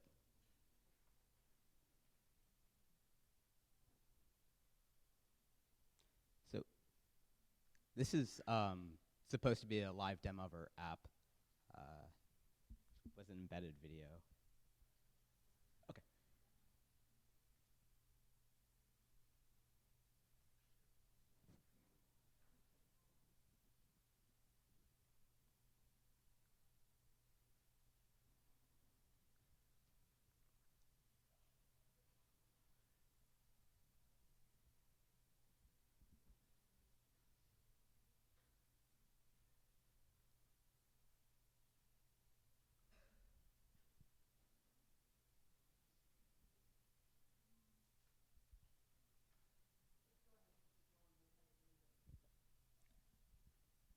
So EpiApp's data goes through a rigorous data validation process. As soon as the user reports the data, the state healthcare system and doctors either report as confirmation or deny the existence of an epidemic in their region. After this happens, we have a validated data set that we know is reliable and trusted by medical professionals, and this can be exported to pharmaceutical companies and other healthcare organizations. So our competitive analysis revealed that EpiApp is on top of its competitors in three major ways. EpiApp uses self-reporting, personalized alerts, and cloud-based analytics, so it can become a low-cost, scalable solution throughout the world. According to a recent market study, epidemiological data is worth over $10 billion US. EpiApp's financial plan is composed of three components. In phase one, profit will be generated through mobile ads and corporate grants. In phase two, we will shift our profit revenue to online health corporations and using Google AdSense. And in phase three, we plan to sell our data to pharmaceutical companies.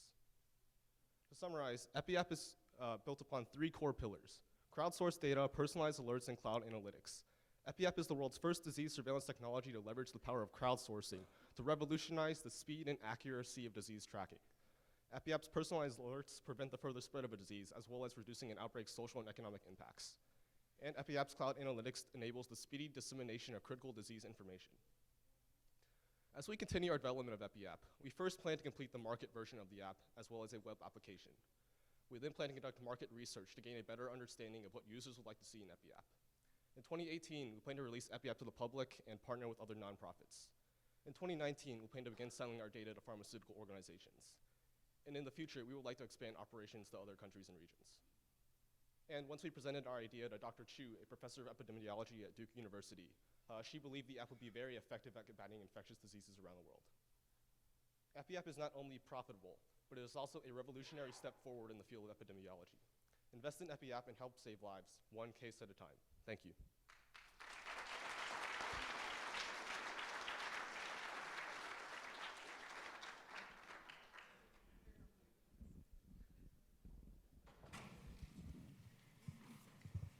I think we're going to do the.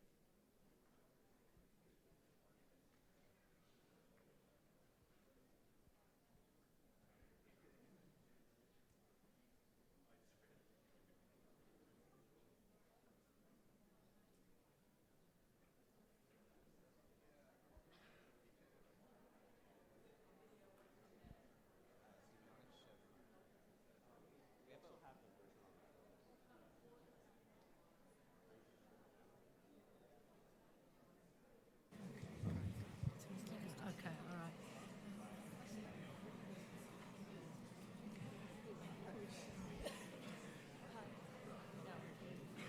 We're going to start with judge feedback.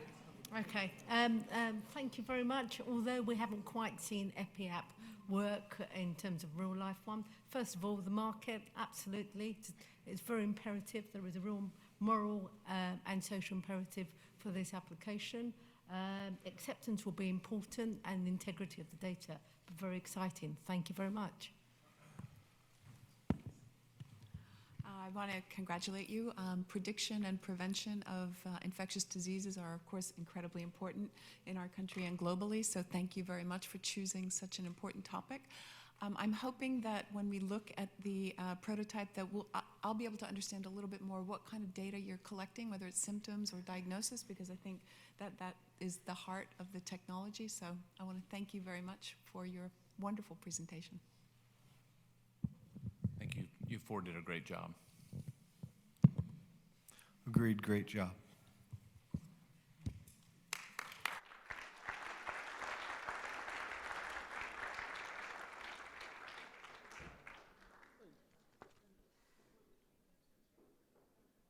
Thank you, UniHealth. And thanks to all our teams in the health and category and nutrition category. Can we get one more round of applause for all the students here?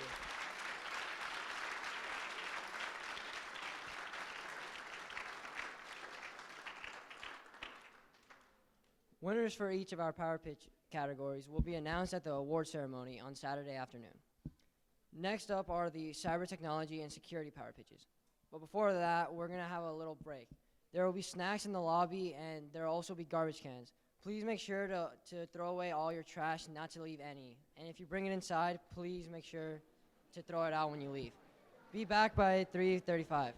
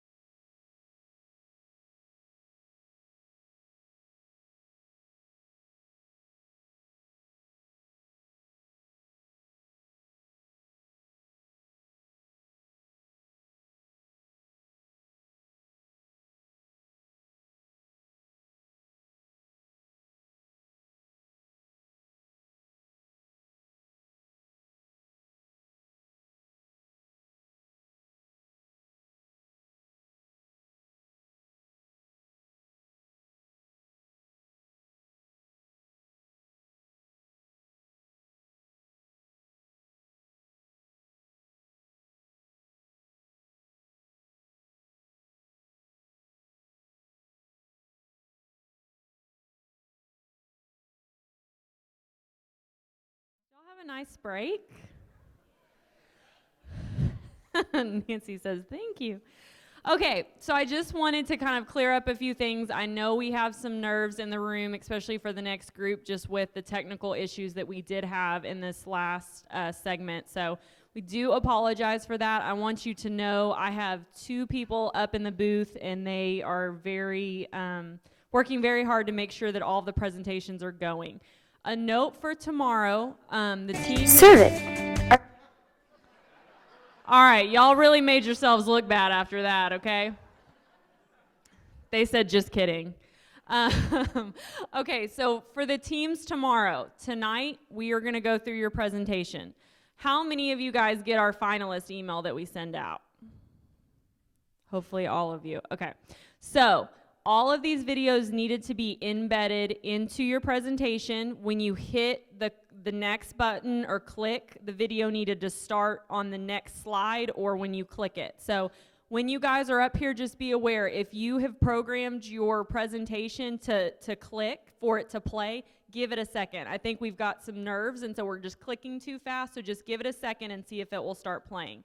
Molly and Albert that are up there in the AV, they have gone through the presentations for this next section, and I think they've found some of you if there were any flags, so I think that we are set to go. If your video does not play, I'm going to be getting a signal up there. Watch for me, because if it's not embedded correctly or the file wasn't able to work, we are going to have to keep moving. So just a note for everybody. But because we did have the issues, we are going to have the Serve It team present once more so they can go through their full presentation. And then we're also going to show a video from one of the other teams that their app wasn't able to show. So I'm going to bring up these ladies, and then we will have 2 presentations, then we will start the next category. And just to note, so in all fairness, this team is not being judged on this presentation. We just want to allow them to do their presentation full so everybody can see that. So the judging is now closed for this section. Okay? Thanks, guys. Come on up.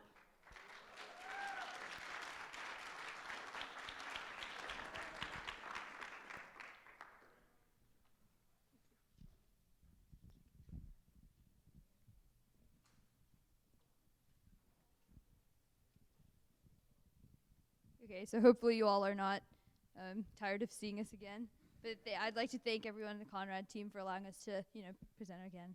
Really appreciate it. So my name is Sahana. I'm a junior at the Early College of Guilford. And my name's Sydney. I'm also a junior at the Early College. We're both from Greensboro, North Carolina.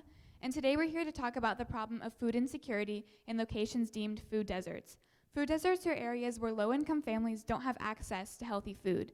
Our hometown of Greensboro is a prime example of a food desert. There are 23.5 million Americans living in food deserts today. Yet, at the same time, food is wasted at grocery stores across the nation because it is not considered as aesthetically pleasing and hence cannot be sold to customers. So our goal with this app is to uniquely redistribute food using teen volunteers. Here's how we do it. Serve It.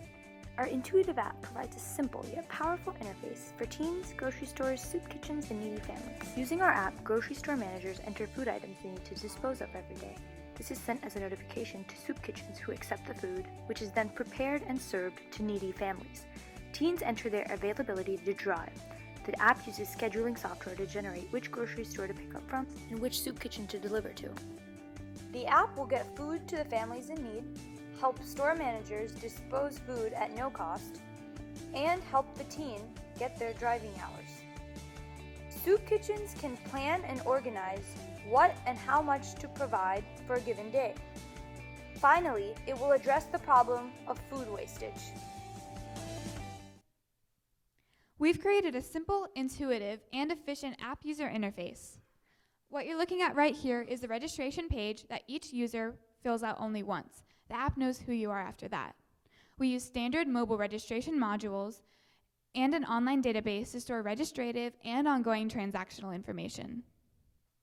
Our daily journey starts with in-app generated notifications that are sent to grocery store managers. Managers are then able to input what food they would like to dispose of for the day. At any given point in time, they're also able to view their ongoing contributions to date. The information about available food is then broadcasted to soup kitchens. Soup kitchen directors are able to accept which food they would like to serve. This acceptance serves as the basis of our generating routes for the day. Our example teen user, Katie, would come onto this page in the app and enter when she can drive, a date and time, as well as her preferred starting point. Katie is covered to transport this food under the federal Bill Emerson Good Samaritan Food Donation Act. So in the app, it will display a list of routes for Katie based on her preferred starting point. In the back end, what we are really doing is running a constraint optimization algorithm using the open source planning and scheduling software called OptaPlanner. What OptaPlanner allows us to do is model all the constraints. Hard constraints, such as not being able to drive at 12 a.m., and flexible soft constraints, such as monitoring traffic flow. Based on a best to worst score that OptaPlanner generates, the app will display a list of routes. To recap, the app will have a database to store user activity, run an analytics service to track user contributions, driving hours, and volunteer hours, have a planning and scheduling service to display optimal routes and schedules, as well as all of this can be hosted on a public cloud via Amazon or Google due to their free services for nonprofit organizations such as ours. We know that we don't have direct competitors to compare our services against. Although there are some similar services in international markets, they don't exist in the US. This is because our offerings are unique. Here's how we distinguish ourselves against our closest comparables. Over food banks, we have no central warehouse model and hence associated costs of storage and manpower.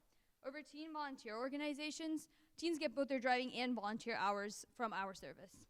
Over food disposal services for grocery stores, we have zero cost of disposal and the food goes to those who need it. And finally, over transportation services such as Uber, we're not-for-profit, serve a social cause, and teens are our target market. It'd be nice to have a better track record. That way we could personally follow up and see on a more personal level how it's benefited our community and see our efforts actually working. Have that, but certainly would be interested in how we could offer opportunities for young people to have a place to serve. I like Servit because I can get both driving and service hours simultaneously, saving me a lot of time. Servit allows me to get more involved in my local community by tackling the problem of food insecurity. I'm really looking forward to using Servit to help me get my license and graduate from high school. So that's how we validated our idea with our community. As you saw, our local Whole Foods manager we talked to has already pitched this to the global team. We recognize that we will need some funding to get this project up and started, and after that we'll be a self-sustaining nonprofit if all goes well. Join us to fight food insecurity at Servit. Not a mile wasted. Not a mouth unfed. Thank you so much for your time again.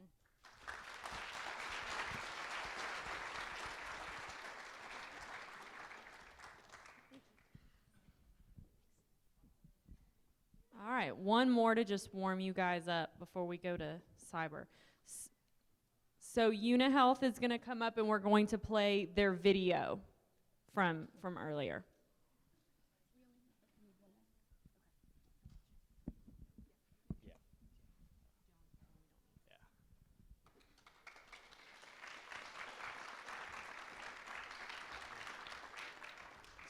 So first we want to thank Conrad for letting us present our video again. We just want to share the investment and time that we've put into the development of the app. So as you can see from the video, a user can easily report a case of dengue and enter their contact information for further notifications. In addition, they can enter various conditions, and in this case, the user is reporting neck pain. A doctor can go in and enter various labs to confirm or deny the presence of a disease, and they can enter in the travel history to see if they traveled to an infected country recently. In addition, the disease and condition feature allows users to see risk factors and prevention techniques if they have attained a disease. The Outbreaks Near Me feature allows users to see the prevalence of diseases in their regional area, and if a user clicks on any one of these diseases, they'll get a more detailed description of what it is and how they can prevent its spread. Thank you.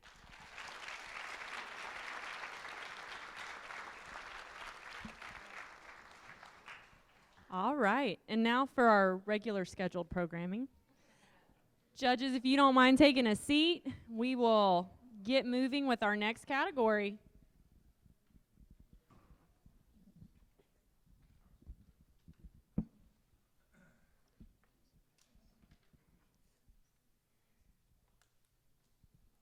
Take it away, Lauren.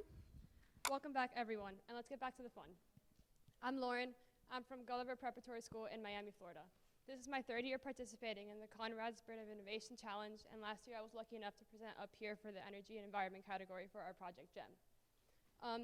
For our next category, Cyber Technology and Security, describes challenges students to develop products that can better protect computer-based equipment and networks from unauthorized access or destruction, as well as secure mankind from unplanned events and natural disasters. First up is BNGO Tech from North Shore Hebrew Academy High School in Great Neck, New York. Their innovation, Fishnet, is anti-phishing software using a community database to protect personal data and security. Please welcome BNGO Tech.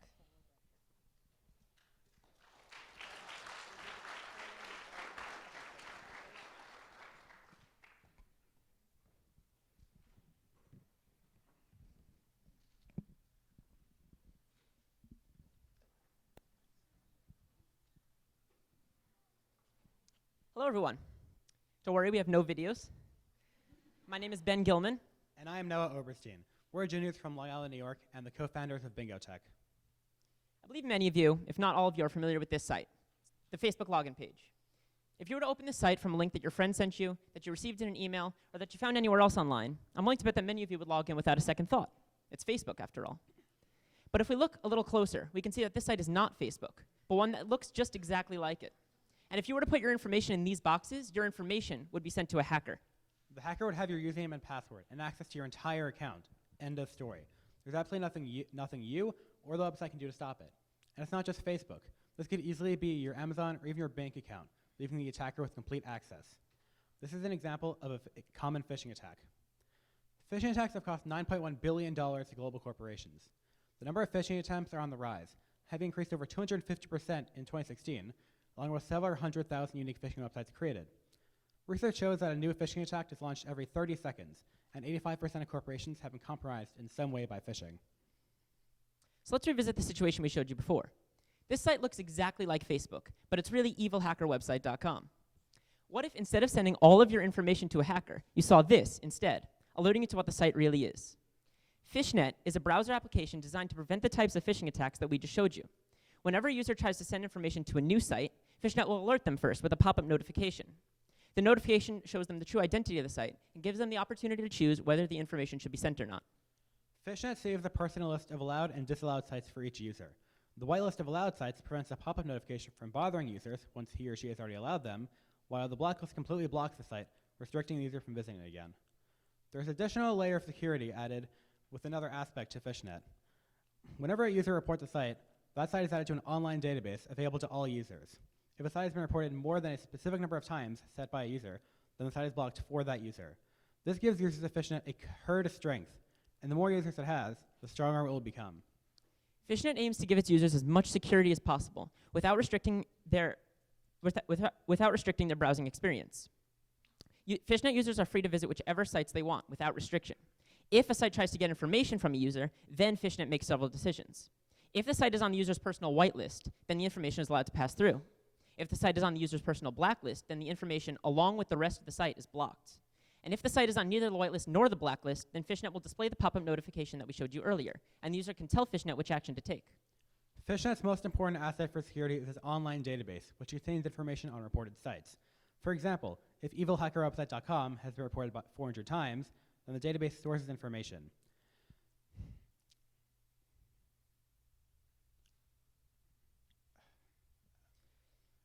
A site can be reported a specific number of times for a user, say 250 times, before it is considered dangerous. The advantage to this is that each user can set how restrictive the community database is on their own browser. If the site is less than 250, then the app will continue as normal. If more have been done like this, then the app will be blocked. This gives users of Fishnet a herd of strength. Fishnet has a few differences than existing products. Other technologies, Google Safe Browsing, for example, will scan websites for malicious code. This works against less skilled hackers, but those that are more experienced can hide their code or change it. Also, other technologies allow users to visit whichever sites they please without restriction, and it only blocks the sites that it finds are suspicious. Fishnet also allows its users to visit whichever sites they want. However, it will also block information from being sent to all sites unless the user specifically allows it to be sent. This guilty until proven innocent paradigm is much safer than the alternative. Despite this more rigorous security, Fishnet still gives its users the ability to browse the sites they please. This is because Fishnet doesn't actually block sites. Rather, it blocks information from being sent to those sites, such as login info. The only time Fishnet does block a site is when the user explicitly tells it to. Fishnet will have very minimal costs, due to it being software-based. Only the developer fees and maintenance costs of the site on which it is stored will require funding. Initial funding will come from a combination of crowdsourcing and private investment, and the app itself will cost a nominal fee, less than $10. The market we are targeting with Fishnet is the entire internet community, which is the large majority of population. This extension allows more experienced internet users to help protect those who are less informed to internet security risks. Its low cost and availability on popular browsers makes it accessible and easy to use. Our application improves on traditional anti-phishing methods. Fishnet does not block websites. Rather, it just blocks the area of the sites that's a problem, the sending of passwords and other sensitive information to hackers. The black and whitelist system gives users more control over their security and allows them an effective way to organize their information. With the help of our product, driven by both each individual user and the community as a whole, the countless phishing attempts made every day will grind to a halt, protecting both companies and their users. Thank you.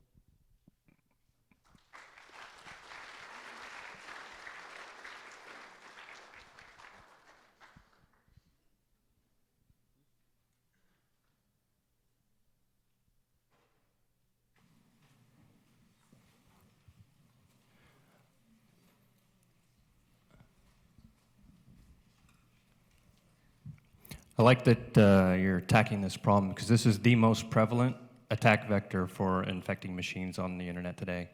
I would recommend that you work through the UX a little bit to ensure that it doesn't become annoying, such that users just click allow to get where they want to go. So, good job. Great. I really appreciated both the clean look of your slides and how well practiced you were. You knew what was coming, and that really came through. I think that's a really important factor. And I also would echo that, like, bringing in a design, that design really will matter as you get farther along in the process. But nice concept. Thank you. Well done. I like how you are able to articulate the business problem and how that translates into the smaller pieces where sometimes I can kind of get away with from some people when you're getting very technical. So nice job on that. Thanks. Yeah, I think let me echo what my friend here said before. When it comes to security, people are stupid, and they just are. And anything that would add to the process of not allowing them to think, but in fact telling them what needs to be done is a great improvement. So thumbs up from me. Thank you.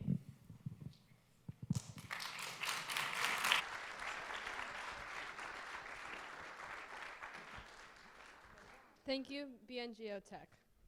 Our second team is Dark Horse from San Antonio High School, Independence High School, and Reedy High School in Frisco, Texas.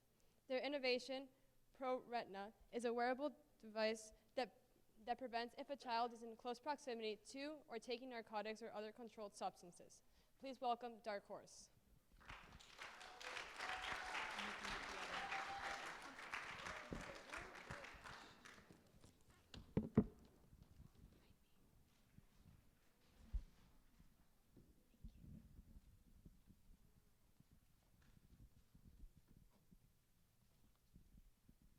Good afternoon, wonderful guests and honorable judges. My name is Sarah.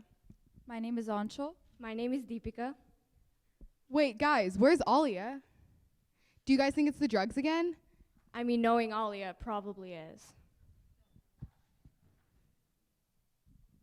Unfortunately, this is the story of many teenagers and could have been mine. Hi, my name is Alia. This is not an uncommon situation. Talented kids with lots of potential fall for drug abuse on a daily basis.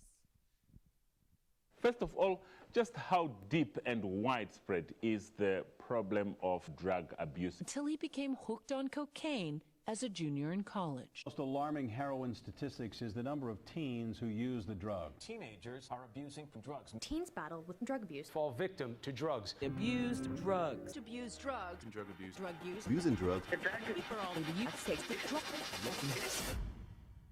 As you can see, the problem of drug abuse is huge and glaring. We can predict when flights will be delayed in order to prevent wasting possible time. We now even have technology that can predict natural disasters in order to prevent human fatalities. But how many of you would want to be able to predict and prevent the possibility of drug abuse? We're living in such a modern world where drug abuse is such a big problem. So why is it that we can't predict drug abuse to prevent teenagers from ruining their future lives? This is when we come in. We are Team Dark Horse, and we present to you our product, Proronata. So Deepika, explain to us what the Proronata is. So basically, the Proronata is a system that consists of a wearable device and a smartphone application that work together to predict and prevent the possibility of drug abuse. It works by constantly monitoring the child and alerting the parents if any situation arises. The wristband uses the sweat from the user or the air surrounding them to detect if narcotics are present. So Alia, tell us about how we plan on creating the Proronata. This is where the Proronata is born, all the way from the outer silicone shell to the inner CPU that come together to form the Proronata. Similar devices like Fresh Air One and iHeal simply can't compete because they don't even address the issue of teen drug abuse. So at the moment, we have no direct competition. After the manufacturing process is complete, our product will be available for teenagers and parents all around the world. Approximately 1.8 billion people in this world are between the ages of 10 and 24. Even if we can reach 2% of that market, which is 36 million people, we will be able to gain a total revenue of $3.42 billion. Speaking of money, our manufacturing cost will come out to be $191.64. We plan to have approximately a 50% profit margin, which will result in our product to cost $285. Now Sarah will talk about who our target market is. So basically, our target market consists of the parents of teenagers. Parents of upper and middle class teens will be incentivized to buy our device because 1, they can afford it, and 2, their children are just as likely to abuse drugs as the children of lower class families. As for parents of lower class teens who may not be able to afford our device, we can always partner with drug rehab centers or even healthcare providers to help subsidize the cost so everyone has access to our product. So Deepika, what happens once our product reaches the user? Well, we're teenagers ourselves, so if we went to a party wearing a wristband that screams, "I detect drugs," we would definitely not want to be wearing that. That's why we took that into consideration and designed our product similar to other wristbands in the market, like the Fitbit, so our user doesn't get unwanted attention. However, if they still plan on taking the wristband off, then we will, if the user still plans on taking the wristband off, then the parents will get alerted of that so they can take care of that situation. Now let's get scientific. Alia, can you tell us about what technology we used in our wristband? Now let's say that there are drugs at the party. How will the Proronata predict and prevent your child from abusing drugs? There will be a mass spectrometer inside the wristband which will collect a sample of air every couple of minutes and organize the ions based on mass. This will help it identify the narcotics. Another component of the Proronata is the perspiration detective. The perspiration detective will take a sample of the user's sweat and find specific ions to detect narcotics in the sweat. After either the perspiration detective or the mass spectrometer detects narcotics, then the information gets processed in the CPU in the wristband, and then via Bluetooth connection, the information moves to the user's phone. Then the information moves to a cloud storage connected to both the user's and the parent's phone, so the parents can get alerted of that situation. However, if a situation where a Bluetooth connection cannot get established arises, then the SIM card within the wristband will allow the information to get sent to the parent's phone directly. So Alia, tell us how we plan on bringing all these components to life. We'll start off by applying for a PCT application by September of this year. A PCT application is a patent that will protect our product in 180 countries around the world for the next 3 years. We plan to have a working prototype by April of next year, which will kickstart our company. Our goal is to have our company established by June of 2018. We will partner with rehab and medical centers to gain more exposure. We will also file individual patents in specific countries that find our product most impactful. However, none of this is possible without the support of these people in this very room. In the past 6 minutes alone, 18 new teenagers have started using drugs. 18 new teenagers could become just another drug user, just another statistic. So let's create new statistics like these. Let's create a world where drug use is no longer a problem. A world where parents don't have to fear for their children's lives every time they go out. A world where we have Pro Renata. And creating this world starts right here, right now. Thank you.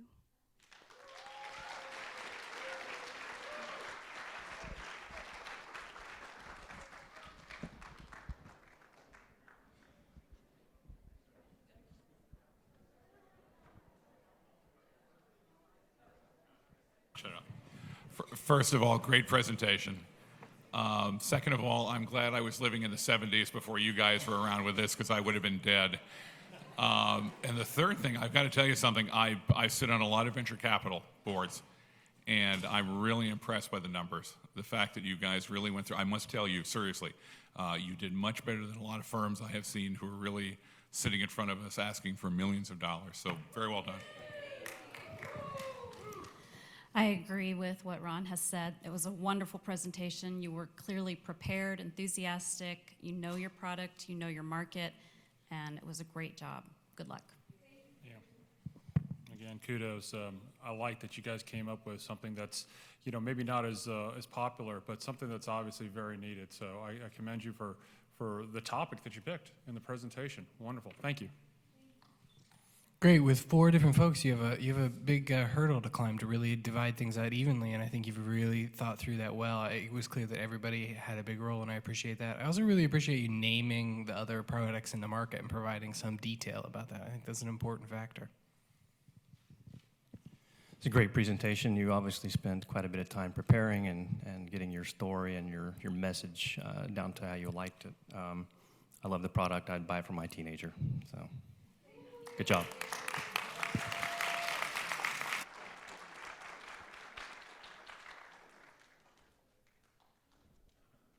Thank you, Dark Horse. Our next team is IOTA's from Sayada Sai School, Canada, and University of Toronto Schools in Ontario, Canada. Their innovation, IOTA PISM, is an audit and security mobile app that helps identify possible security flaws and attacks. Please welcome IOTA's.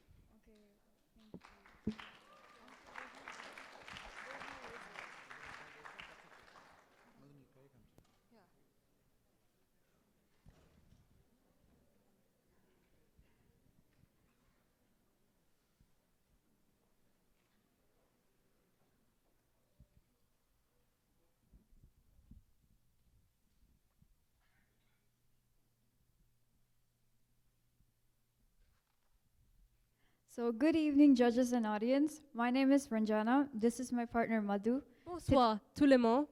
Today we will be talking about our innovative concept, IOTA Pysium. Now, IOTA Pysium is a mobile app that detects and analyzes security vulnerabilities within household IoT devices. If you're wondering what IoT is an acronym for Internet of Things, and when we refer to IoT household devices, we mean devices such as smart washing machines, smart TVs, smart refrigerators, and etc. As we all know, and for those who don't, the Internet of Things has developed exponentially in the past 10 years. It is believed to reach over 50 billion devices by the end of 2020. But there is a downside to this achievement.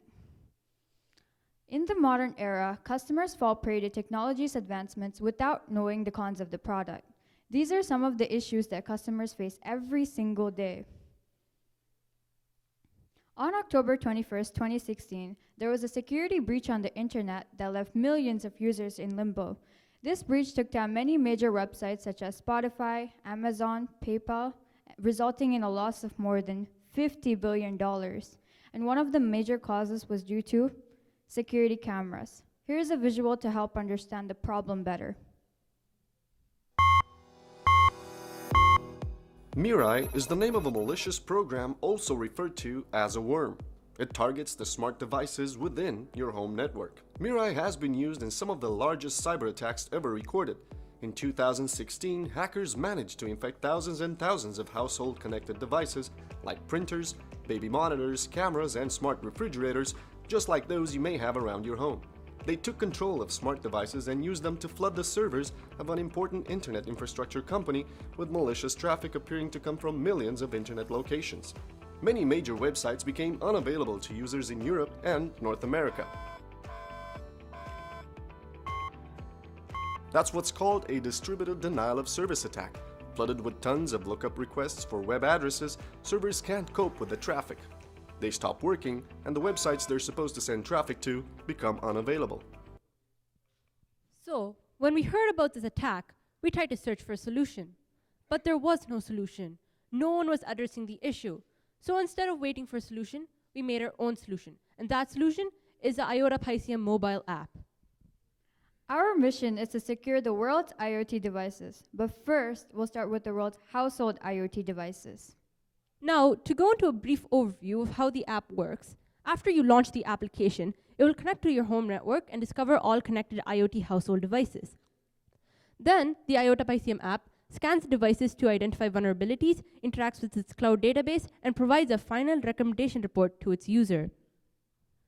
Now, to walk you through in more detail, after the app is launched, it will connect to the home network and first discover all devices, and then derive the IoT household devices list from there. Then, the IoT household devices list will undergo black and white box testing in order to determine the vulnerabilities list, which is the intermediate assessment list. The intermediate assessment list is sent to the cloud database for further evaluation. Now, all the data and rest and motion are encrypted with a symmetric key to ensure that the whole process is secure. We also follow the security principles of CIA, also known as confidentiality, integrity, and availability. Now, after the intermediate assessment list has been evaluated by our NIST database on our partner website's information, the cloud will compile a final recommendation report and send it back to the app, which will include a recommendation list and a device score from 1 to 99, 1 being well prone to attacks and 99 being well protected from attacks. The recommendation list is stored inside the cloud database for historical information. Now, here's a graphical representation of our app. So, launch, discover, process, result. As simple as that. Now, our plan of actions for the release 1, which will be on Android, is to first validate the alpha, then to release the beta, and to finally launch it to the public. Our release 2, which will be on the iOS, will be targeted for late 2018. Moving on to the expenses for IOTA Pisceum, this is a breakdown across many phases, and our final cost is believed to be a bit more than $500,000. And as for our timeline, our overall time period is believed to be around 10 months, and this is a breakdown of the time consumption per phase. For our marketing strategy, our app will be free to the first 100 Android customers, and since a lot of people use apps and social media, we'll have in-app and social media advertisements to promote our app. We will also have relations with home insurance companies to ensure home insurance rebate and a Google search engine optimization to ensure that our app places in the top 5 under cybersecurity. And these are our funding partners that will be aiding us financially for the development of IOTA Pisceum. And as for pricing details, there are 3 tiers of subscription: the annual, monthly, and the 3-year plan. Our annual subscription is believed to be the most popular at a cost of $25 for a maximum of 10 devices per household, but the pricing can also be altered to the customer's preference. Now, we've come to the end of our presentation. Help us secure your IoT household devices. Are you ready for the future? The secure future. Thank you for listening. Merci pour écoute.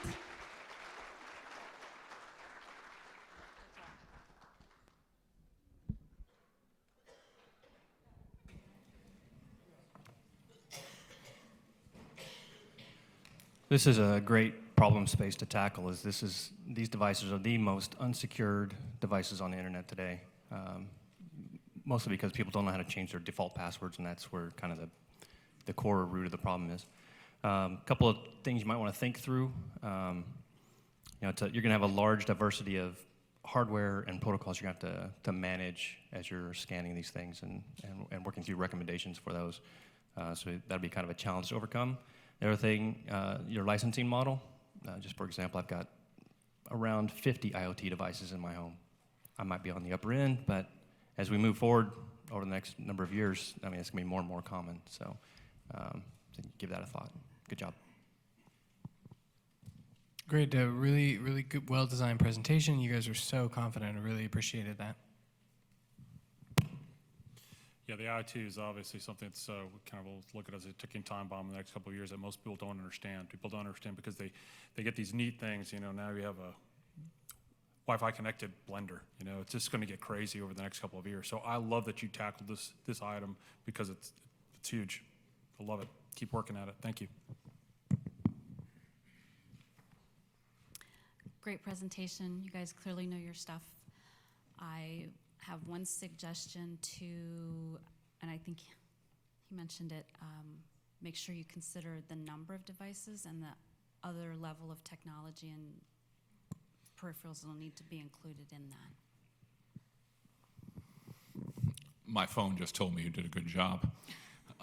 There's your Internet of Things. No, it was a good presentation. The licensing part is a pain. If you want a long lecture on the subject, I'm happy to give it to you, and I don't mean it in a negative way for you. I licensed a lot of software in my life, licensed a lot of other materials in my life, and the numbers are always hard. But the fact that you mentioned it, the fact that you were able to take it on, I think it's a real positive. Thank you for your comments.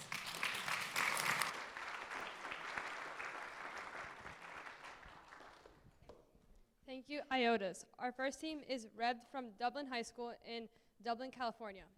Their innovation, Vador, provides a revolutionary, interactive, productive, and engaging education for students. Please welcome Rebs.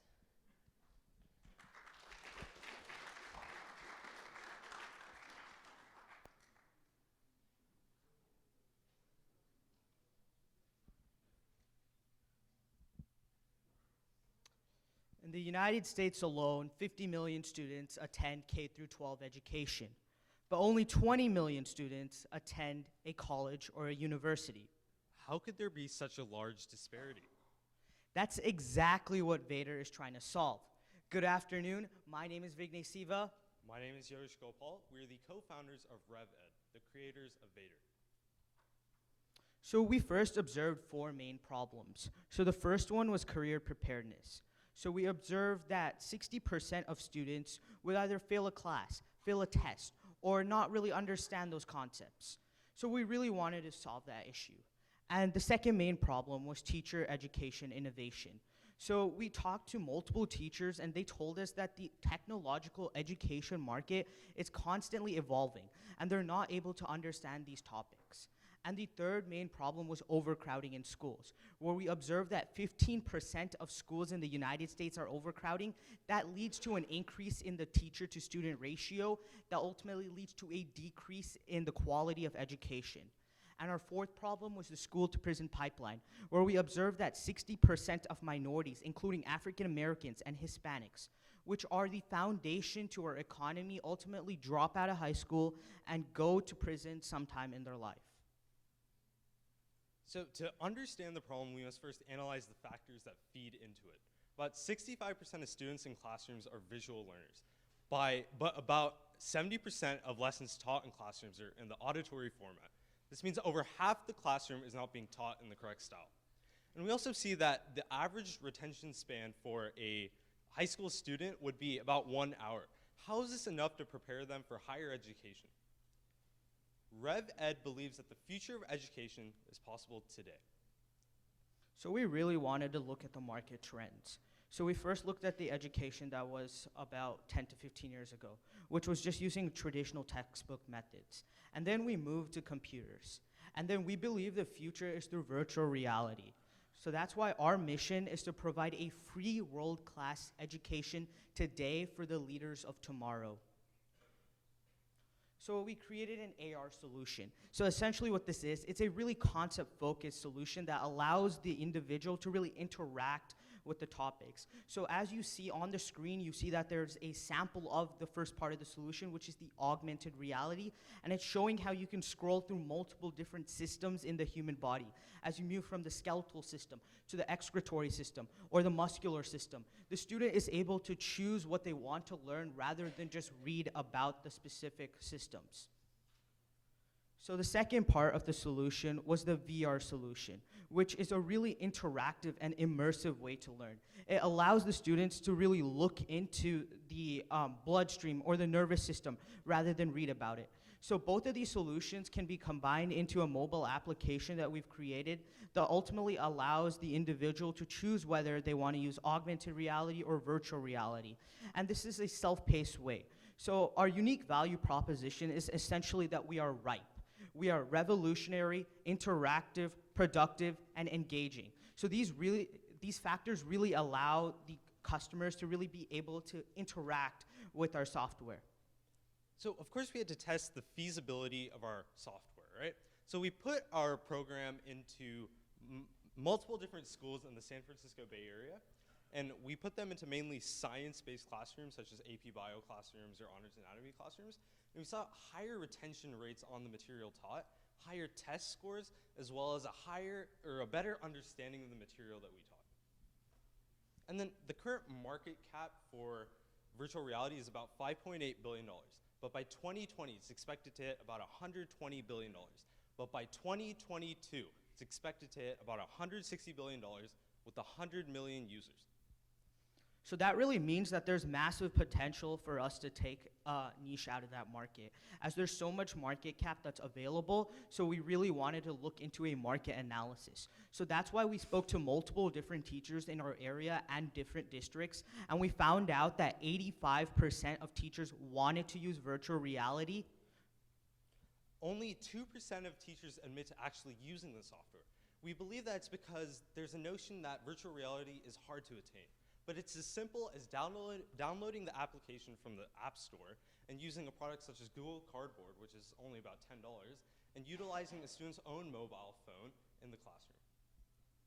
So we really wanted to look at the global impact. So we were targeting 3 billion students. So that's our target market. So we created a simple acronym, DECA. So that's determined, educated, clever, and needing assistance. So those are the students that we're specifically targeting. And by targeting these students, we're able to stimulate the economy, leading to more efficient learning, increasing the societal welfare, and ultimately lead to a more affordable way for them to learn about these topics. So today, let's educate the leaders of tomorrow today. Thank you.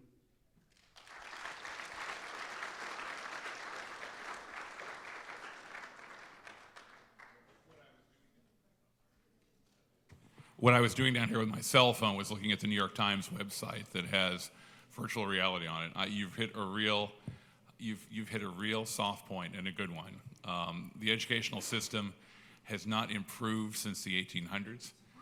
The idea that people are still standing like myself in front of a class, yammering at people your age.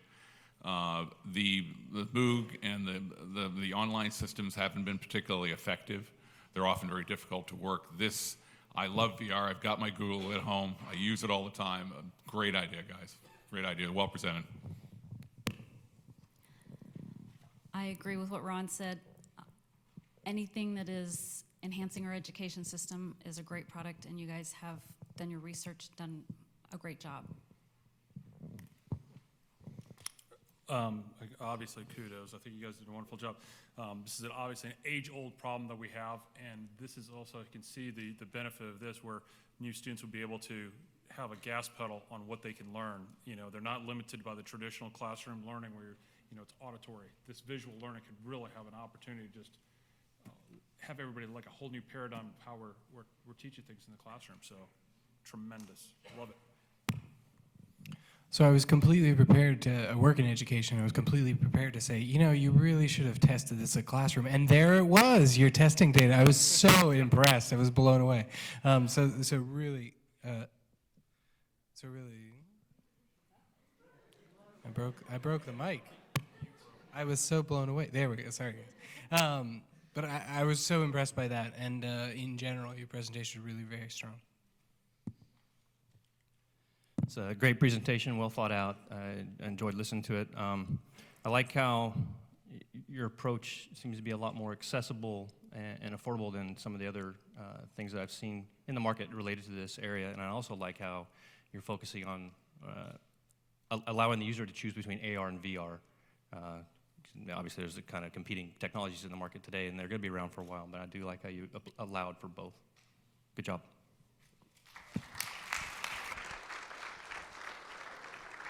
Thank you, Rev. Our fifth team is Shining Stars from Thomas Jefferson High School for Science and Technology in Alexandria, Virginia. Their innovation, Bright Minds, is a comprehensive, holistic app that seeks to aid the 2.4 million students worldwide who combat learning disorders. Please welcome Shining Stars.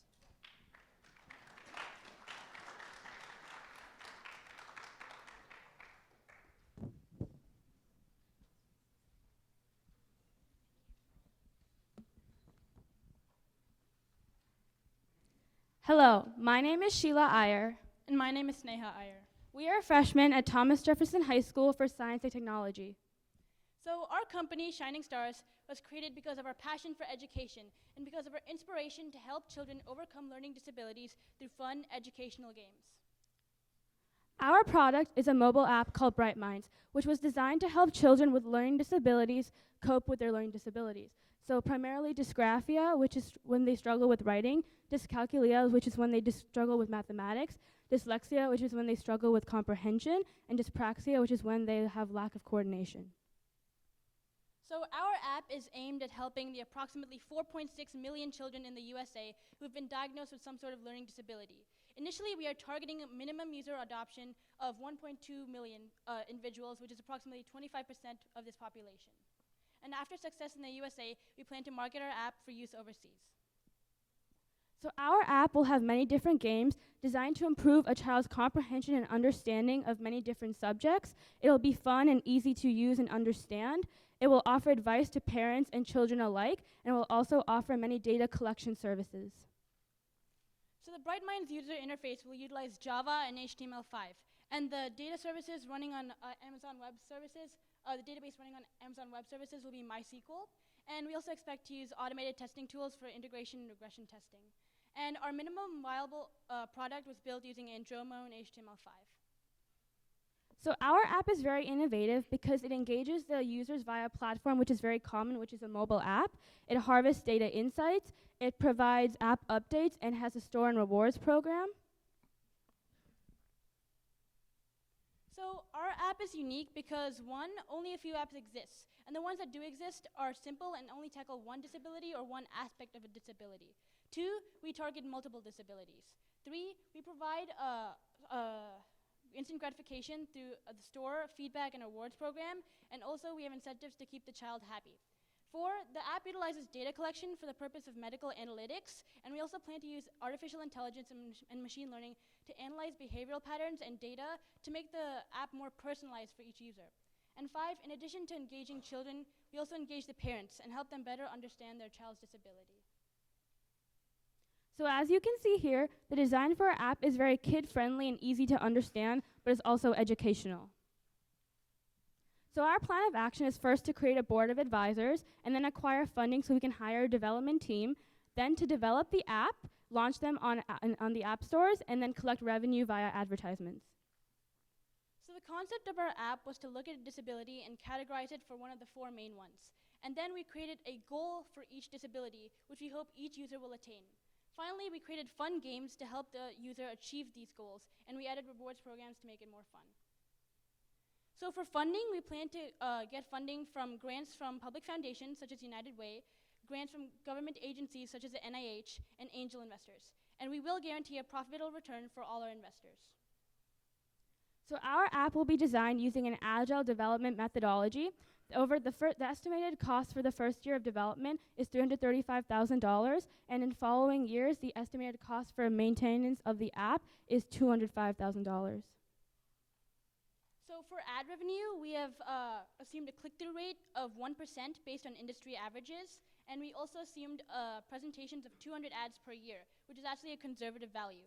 And based on this, we have assumed a cost per click, or CPC, of 75 cents, and the US average is actually between $1 to $2. So we have enough cushion on revenue estimates to underperform on customer acquisition, CPC, or CTR. And through 5 years of development, we expect to earn $1.2 million in revenue. So basically, the main point of this slide is to show investors that with the $540,000 investment, they will earn up to $2.4 million in profit over the course of 5 years. So for our company, success is defined by 3 goals. 1, user adoption. 2, impact. And 3, revenue and profit generation. So not only did we create an app, but we created a Bright Minds community where parents and students can share their unique stories, testimonials, and feedback. And we also have a website which shows how the app works and details about the app. We would also like to highlight that April is a national month for people with autism. So not only are we trying to help children with autism and other learning disabilities to learn more, but we are also encouraging people to learn a lot from them. So this is a video of our MVP. Users can click on the app and click play, where they're then shown a menu of the different games. They can click on the game that they want to play, and they're provided with different questions that range in difficulty. If they click the wrong answer, they're provided with an explanation for why that question, the answer is incorrect, and they're rerouted back to the question until they choose the correct answer for it, upon which they earn coins. They can go to other games. For this one particularly deals with reading comprehension now, and then they can click on the answer again that they deem is right. And when they do so, if it's right again, they will earn even more coins, and then these coins can be redeemed for prizes in our store. So they can get rewards like teddy bears and candy and books. So these are just some multiple screenshots of our app. We would like to highlight the fact that it's very kid-friendly, and also that the content on the app ranges from being quite simple to quite advanced. So we are Bright Minds, enabling special needs. Thank you. And we would like to note that we handed out a flyer to judges, and there's a link for downloading our app. So if you have an Android device, you can please feel free to download the app. And if anybody in the audience wants a flyer, we have flyers available for them also. Thank you.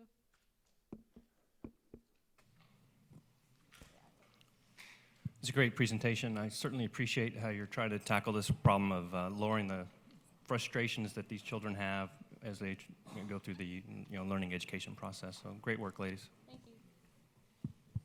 Yeah, I think it's a really important area, and I appreciate your attention on it and your well thought through speech there. I would emphasize that in education, anytime you're talking about young people, teachers are an incredibly powerful group. Whether or not they're directly involved, people are going to listen to what they have to say about it, and so figuring out how that group is going to play into your development is an important area. Thank you. I like the presentation. I think you guys did well. Thank you. Great job in the presentation, clear, and you guys understood and were able to convey your thoughts on that. One suggestion I have is you mentioned AI in there, and if you're going to mention something like that at that level, you should expand on it a little more so that people can understand what the benefit of that is in this, because this is a good idea. Thank you. Well, anything that tackles essentially the industrial part of education is a good thing. Too many kids get left behind, and they get left behind because we have a process that's dealing with millions of people. And I mean this on a humorous note, but also on a very positive note. I love your optimism with regards to return on investment. You're my kind of people, and I wish you nothing but good luck on this one. Thank you. Thank you very much for your time.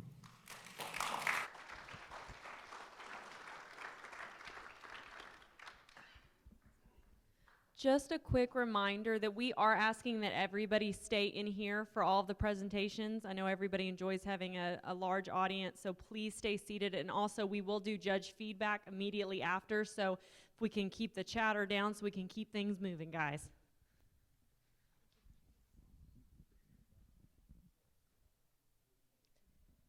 Thank you, Shining Stars.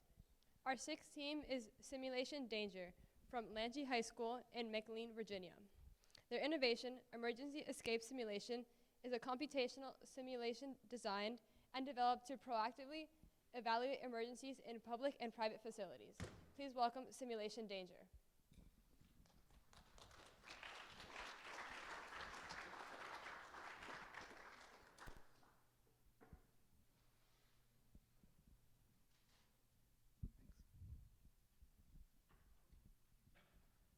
All right. Hi, I'm Alex.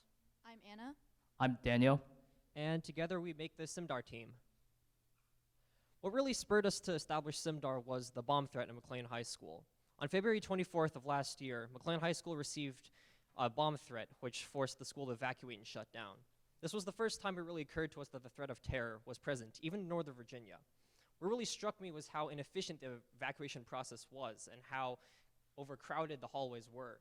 Initially, many students had forgotten the evacuation paths to take, and therefore, many precious seconds were lost. Even though the bomb threat was proven false, we wanted to make sure that the evacuation process could be sped up in order to save more lives.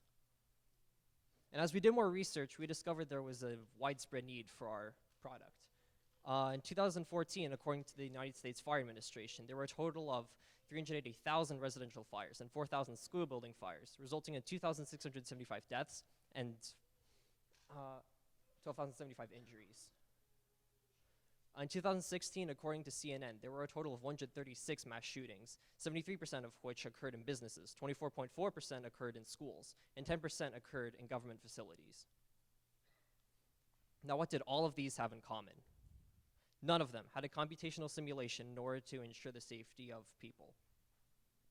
The product we'd like to introduce you to today is the Emergency Escape Simulation, or EASE. This unique simulation has two functions. One, it will allow architects to run simulations in order to design buildings for a safer and more efficient evacuation. And two, it will be able to guide people down the safest route in the event of emergency via a mobile app.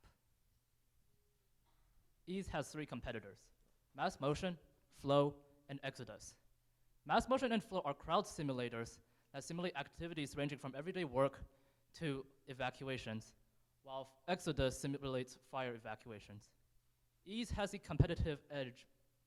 EASE has a competitive edge by incorporating cloud-based data storage instead of PC-based storage to increase efficient storage of simulation data. In addition, EASE also simulates attacker escaping relationships in addition to fires and floods. This combination of attacking sources and crowd simulations makes EASE unique in today's market. Now, this is the patron-client relationship.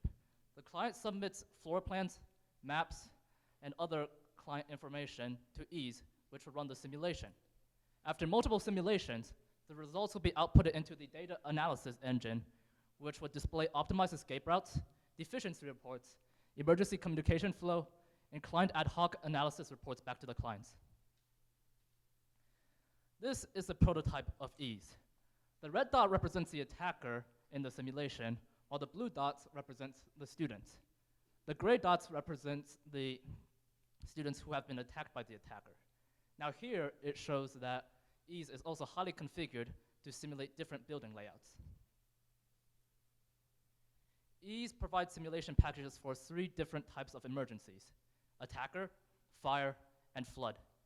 The information on the diagram indicates how EASE will simulate each emergency. Each of these packages could be bought individually or as a bundle at a discount. Now, this information shows the characteristics and abilities of each person in the simulation. Each type of person would behave differently throughout the simulation. For example, the students would run away from threats and seek the nearest exits. We designed 2 algorithms based on computational models to run the simulation. This is the targeting chasing model, which simulates how attackers approach other people. We designed and developed a global greedy algorithm to help the attacker greedily target and chase people. We also developed a shortest, safest path escaping model based on the minimum traveling salesman algorithm for the students. This simulates how students choose the most optimal path to escape from the attacker. After each simulation, the data results are stored onto a cloud database for later analytical use. For example, possible data values include time passed, number of deaths, and death location. The client can then use this information to modify their building layouts and limit the number of deaths in certain areas of the building. In the future, EASE would like to have 3D models of building layouts, as well as a mobile app so it will be more accessible to building designers. We would also like to add artificial intelligence so the algorithms will self-improve between simulations. Our target customers are K-12 schools, colleges and universities, commercial facilities, and government buildings. Personal investments make up EASE's initial funding for up to 6 months. Then we will apply for grants such as CIT GAP funds, as well as pursue federal and state and local government R&D funding. We will also start a Kickstarter with early access grants, discounts. This is a breakdown of our costs for the first year, amounting to about $456,000. To the right is our predicted growth for the next 4 years. The initial personal investments makes up the funding for EASE's prototype development. Then we will offer equity stakes to institutional investors in exchange for partial ownership of the company, as well as pursuing grants. Now remember, we can help you escape with ease.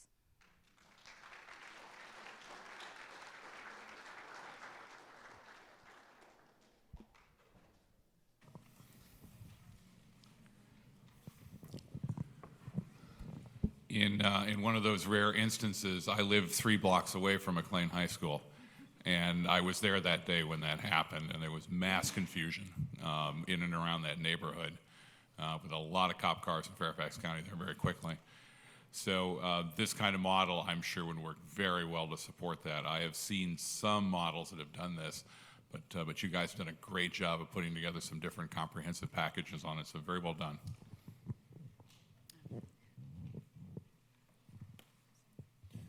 Wow, that was a little, it was good. It got me a little bit thinking about a lot of things because these are a little bit different from all the other presentations, especially your topics and even the statistics that you put up there. So it got me a little bit, wow, let's think about this, let's think it through. So definitely different model, and I liked it. I think you guys are onto something. Keep going.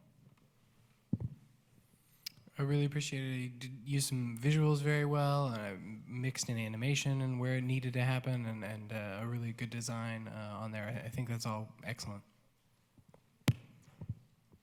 It's a great presentation, guys, and you're tackling a problem that 99.9% of the population doesn't think about until the event is already occurring.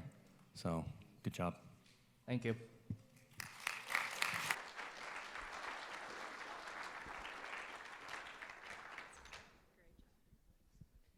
Thank you. Simulation Danger. Our 7th team is Sparky from Klamonetavita Science Academy in Rayong, Thailand. Their innovation, Thermo P Fuse, has the capacity of preventing further damage from overheating caused by the generation of heat in electrical equipment and circuits. Please welcome Sparky.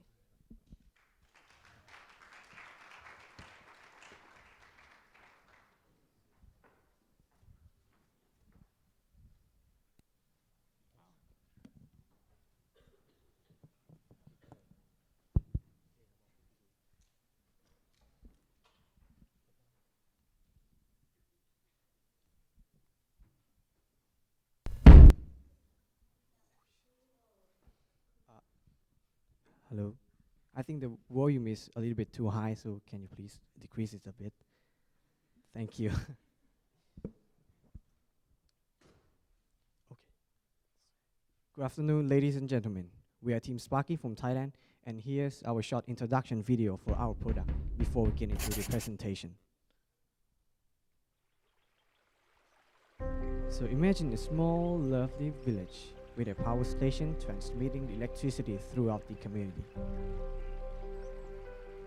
But one day, what will happen if there's an EMP strike, a power surge, or somehow natural disasters? So these can lead to various electrical related problems, such as damages in our expensive electronic devices, house fires, or even death. But we have a solution.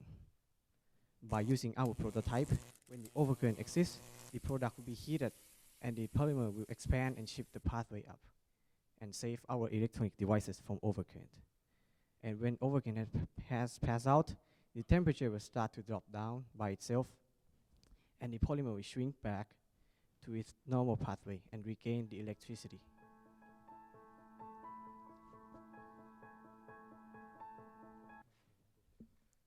So as you saw in the video, our product consists of 3 main components. The first part of the product is the black lines here, and they are the pathway that electric current will pass through. The rest two paths are both polymer, but they are different in terms of expansion capability. And in this case, they are LDPE, which is the middle piece here, and PET, which is the frame around LDPE. And they stand for low density polyethylene and polyethylene terephthalate, respectively. So let's move on to the mechanism and how our product works in reality. So our product will be connected to two main electrical pathways in our house electrical system. And in normal state or room temperature, the electric current will pass through the lower pathway here to our electronic devices in the houses. But when the overcurrent exists, the product will be heated up and the polymer will expand and shift the pathway up to the upper pathway of the circuit. With this mechanism, our electronic devices are protected from overcurrent. At the same time, as the upper circuit is reconnected, the red light bulb here will glow and warn the user that there is an overcurrent at that period of time. Additionally, the repairing person can know where is the exact point of issue by observing this red light bulb, saving lots of time finding for it. Also, the capacitor we use to store excess amount of electricity that we can use later on. And finally, when the overcurrent passes out, the temperature will drop down by itself and the polymer will shrink back to what it used to be, regaining its original pathway and bring back the electricity. So let's turn our attention to the scientific evidence. As you know that our thermoplastic fuse has been made from two polymers, PET and LDPE. The significance is that the LDPE has a higher expansion rate 10 times more than a PET, and both of the polymers are eco-friendly and can be recyclable. So next, according to the study about the thermal expansion by using the thermographic camera, on these pictures here, we put our thermoplastic fuse indicated as a blue base on top of the hot plates, and we study the expansion length over the unit temperature. From the result here, we can see that the LDPE has a higher expansion rate more than a PET. And here's the reusable efficiency test of our thermoplastic fuse. As by using the DSC, we can see that we have tested our thermoplastic fuse 65 times and it's still working normally, as this one as I hold it here, since there's no significant difference in the scrap structures here.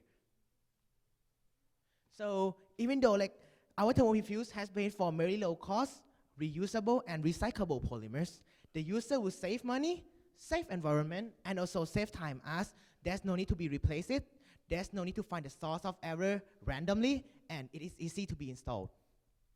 Here's the competitors. Circuit breakers and electrical fuses has been commonly used worldwide.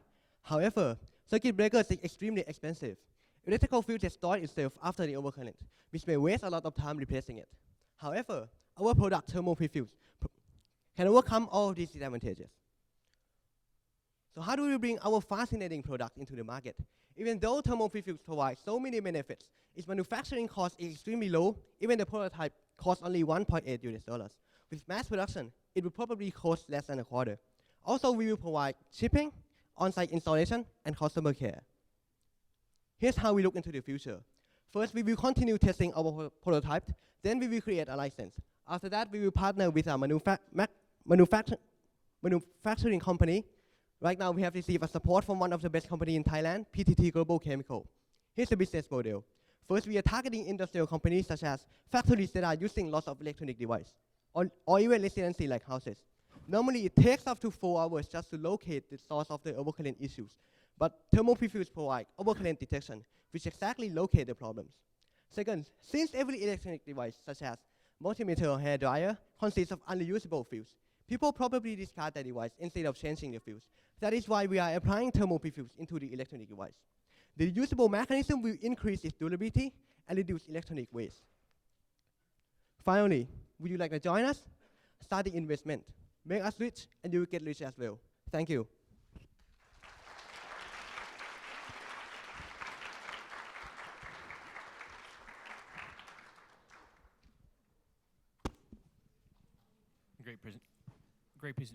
Great presentation, gentlemen.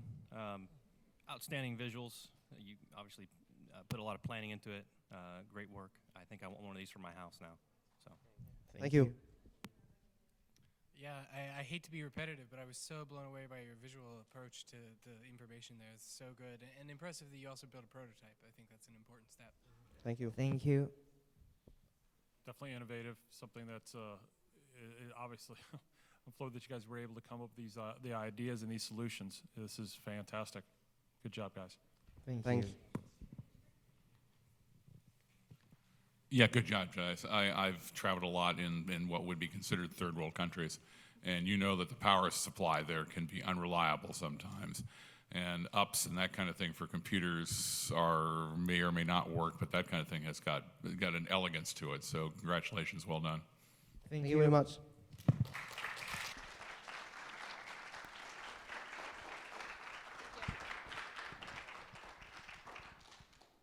Thank you, Sparky. Our 8th team is Team Tracker from Brisbane State High School in South Brisbane, Australia. Their innovation, Tracker, is a trackable wearing wristband combined with a mobile application to ensure user safety during potentially dangerous leisure activities. Please welcome Team Tracker.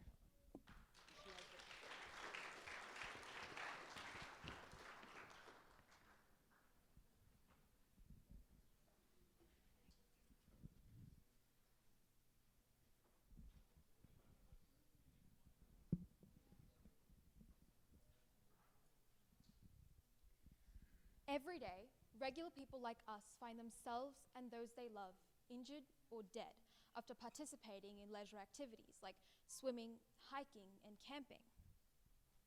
Rescue authorities spend millions each year on search and rescue, a huge chunk of which goes into just locating the people who are missing or in danger.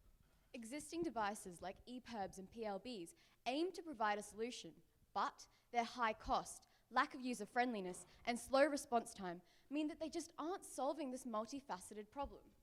So, what's the real solution? This is where we come in. Hi, I'm Kushi. I'm Ally. Kavya. I'm Ali. And I'm Christina. We are Team Tracker, and we'd like to introduce the Tracker system, a revolutionary product that brings the power of safety to families, thrill seekers, tourists, and locals everywhere. There are 4 interconnected parts that form the Tracker system: a wristband with a distress signal mechanism, an app which connects to this wristband, a range of integrated technology, and the inclusion of existing databases. The Tracker wristband has become a perfect replacement for the chunkier EPIRBs and PLBs on the market. Each one-size-fits-all Tracker wristband will be made of silicon, which is waterproof, flexible, and suitable anywhere. Inside each Tracker wristband is a GPS tracker and a radio transmitter, enabling for real-time locating, virtual fencing, and a distress signal function. Just by pressing these 2 buttons, any wearer can activate an SOS beacon and signal their location to rescue authorities. Or, if a wearer moves outside of a set safe area, these authorities can be notified immediately. That way, help can be provided exactly when and where it's necessary. What's more, the Tracker wristband can connect directly to the Tracker app, which is available on all app stores. Tracker app users can keep a constant eye on all people in their group by viewing the location of registered wristbands in real time on their smartphone, and also receive notifications if any connected users release a distress signal or move outside a set safe boundary. So, mums and dads, you finally got a handy tool for when you take your kids swimming or hiking this summer. Exactly. Tracker users can also view emergency notifications, such as storm warnings sent by rescue authorities, alongside alerts such as tide height and fire danger. This proactive warning system is what allows users to be aware of danger before it arrives and choose a safer alternative. Less people in a dangerous area means less injuries and deaths, which is exactly what we're aiming for.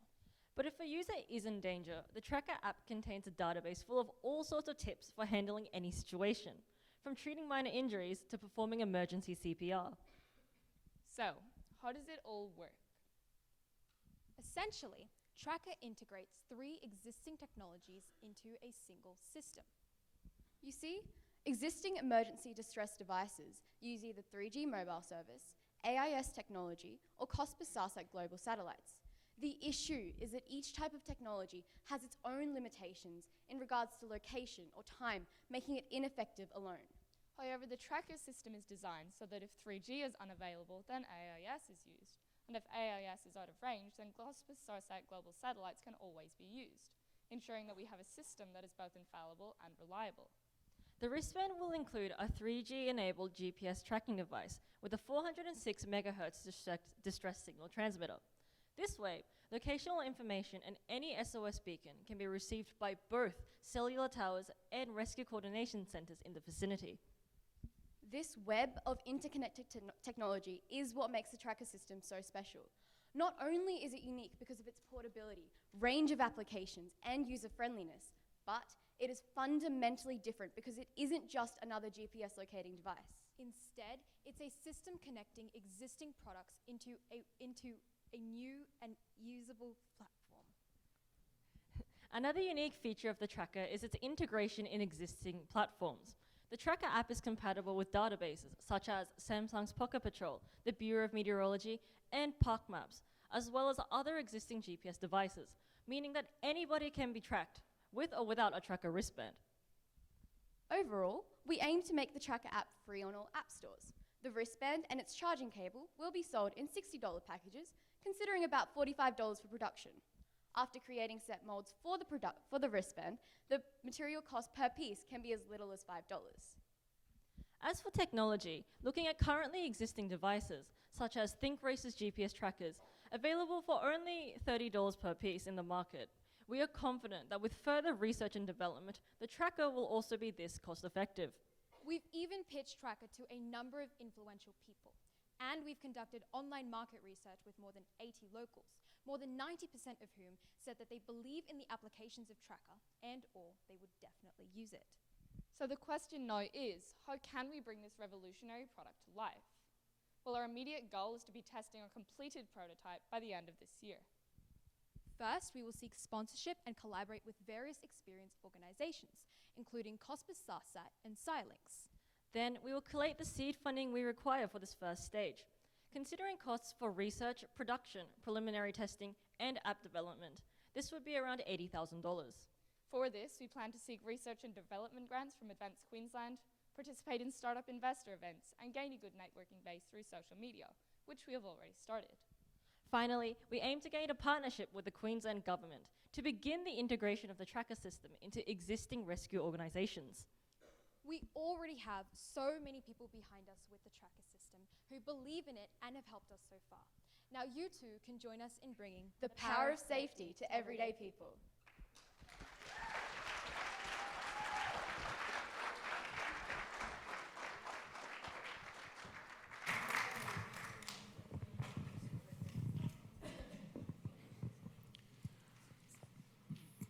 Very good presentation. I'm glad you all have the wristbands on. That's very good.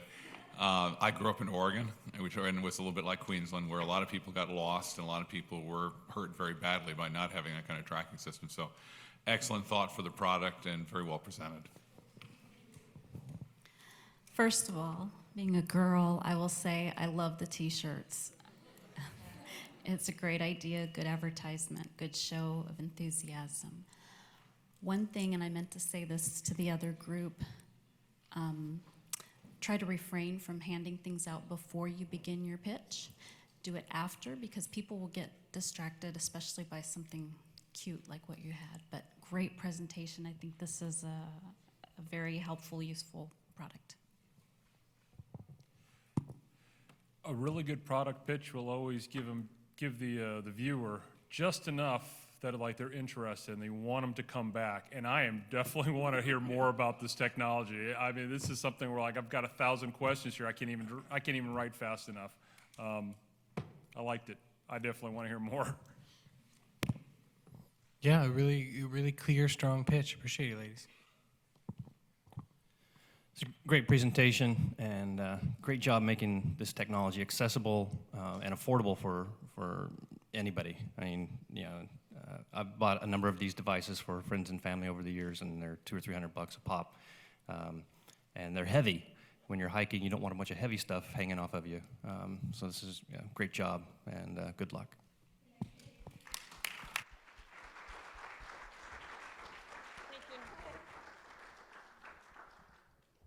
Thank you, Team Tracker. Our final team is Tier from Christopher Columbus High School in Miami, Florida. Their innovation Mini Black Box is a weatherproof, military-grade, and portable case for high-performance servers and/or computers. Please welcome Team Tier.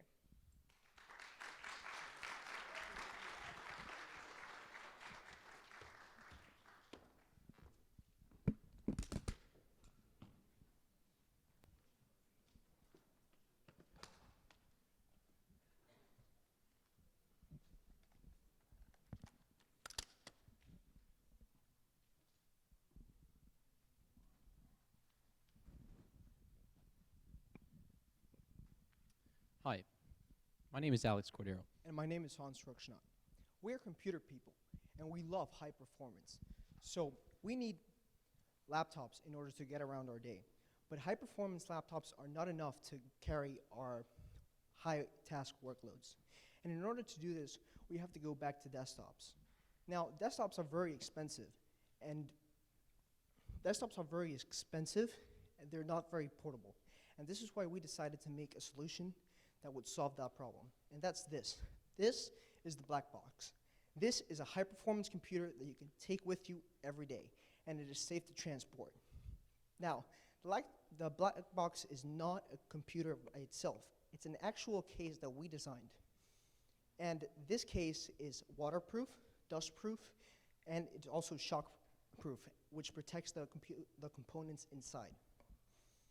Now, what three features differentiate our case from other competitors? This case has our own custom motherboard tray. This tray enables great cooling systems and also great cable management. This tray also contains all of our components inside and protects them from shocks and drops. The second great feature of our case is also sorry. Do we have a clicker? Right. Right, so that's our laptops, that's the desktop. This is the case. So we have two models. This is a 714 model. When mobility is a necessity, this case is going to get you around everywhere. And when performance is a necessity, the big case is going to get you any type of high-performance computer that you need. Now, this is the motherboard tray, and this is the multi-form factor adaptability. In these two cases, you can fit any type of high-performance computer that you need. No matter what, you can put a gaming PC, NAS server, any type of server that you want. And the third is the anti-static foam. This foam protects the components inside from any type of shock or drop, and it also protects from static electricity, which can damage any electronic in an instant. So there's a huge gap in this industry. There's no case that is available today that is able to provide the power in this small form factor that we have here. This means that the ones that will truly benefit from this technology are the ones that use technology on a daily basis. And this is why we're targeting governments, companies, and even consumers, because the reason why people need our product and why we think there's such a large demand for this product is because we're helping people utilize technology outside of the office. And this is actually changing the whole dynamics of the way that we're using technology, because currently desktop computers are not they're not able to perform as well as laptops. And this is why we're taking we're actually completely changing. We're taking desktops and we're changing it into an entirely new dynamic by allowing new types of performance in this capability. Now, there are two major competitors in our industry, Lion Lee and Pelican. Pelican has enclosures that protect servers, but these enclosures are very heavy. They do protect from water and dust, but they don't protect a lot from drops and shocks due to their unreliable shock absorption. They're really heavy, and they require more than 2 people to carry. Now, Lion Lee went there, they took a normal case, put a handle on it, and put an additional optional wheelbase and called it a day. This thing is a regular computer case. It cannot be used for servers because it cannot be adaptable to advanced server applications. And it's also aluminum, so it doesn't protect from water or shocks, and this can damage really expensive hardware. So the way we're going to sell this product to companies and government organizations is that we've actually created our own proprietary affiliates program. And what this enables us to do is incentivize the sales by allowing people that have a lot of connections in the business field, and we're giving them a small commission of our profit margins, right? And what this allows us to do is, these are people that have connections in the business field, and ultimately, they're gonna get us sales that we wouldn't have otherwise. Now, the way we're gonna capture consumer sales is a little different. What we're doing here is that we notice that the successful products in this industry all follow the law of diffusion of innovation. And if you haven't heard this law, you're surely familiar with the terminology. So basically, the first 2.5% of our population are innovators. And the second part is our early adopters, which are 13.5%. Then you have your early majority, late majority, and your laggers. Now, we realize that the only way to make mass market success is to achieve this tipping point right here. And the transition between early adopters and early majority is the only way to achieve market mass success. So the only way that we're gonna get the early majority people to purchase our product is if the early adopters purchase it first. The way we're gonna do this, we're gonna push out tons of review units to the early adopters. And by the way, these are people, are YouTube people, media outlets. These are people that have very strong social influence within our society, very large followings, and they are gonna get us to the point of total market acceptance and full penetration. Yes, so this case is reliable, very portable, and protects any type of high-performance, expensive computer. This is the last case that you ever need for a high-performance computer. Thank you.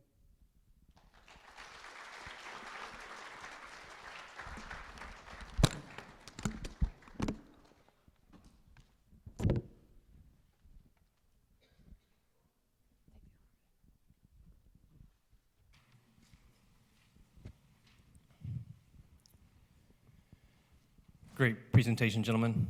Anytime somebody includes the law of diffusion of innovation in their presentation, I mean, that's a winner in my book. Great job on your visuals. I especially like the model numbers you assigned to your various versions of your product, and I like the portability of the product. I wouldn't mind having one myself, but I think my wife would shut me down taking that camping, so good job.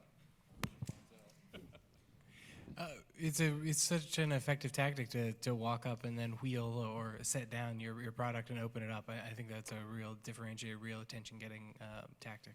Yeah.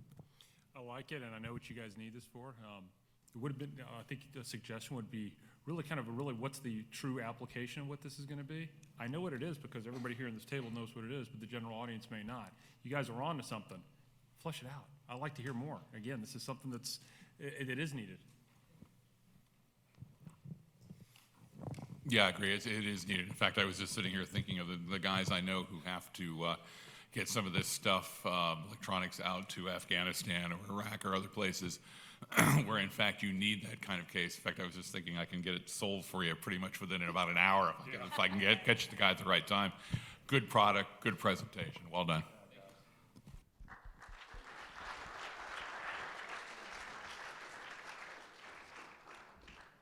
Thank you, Tier.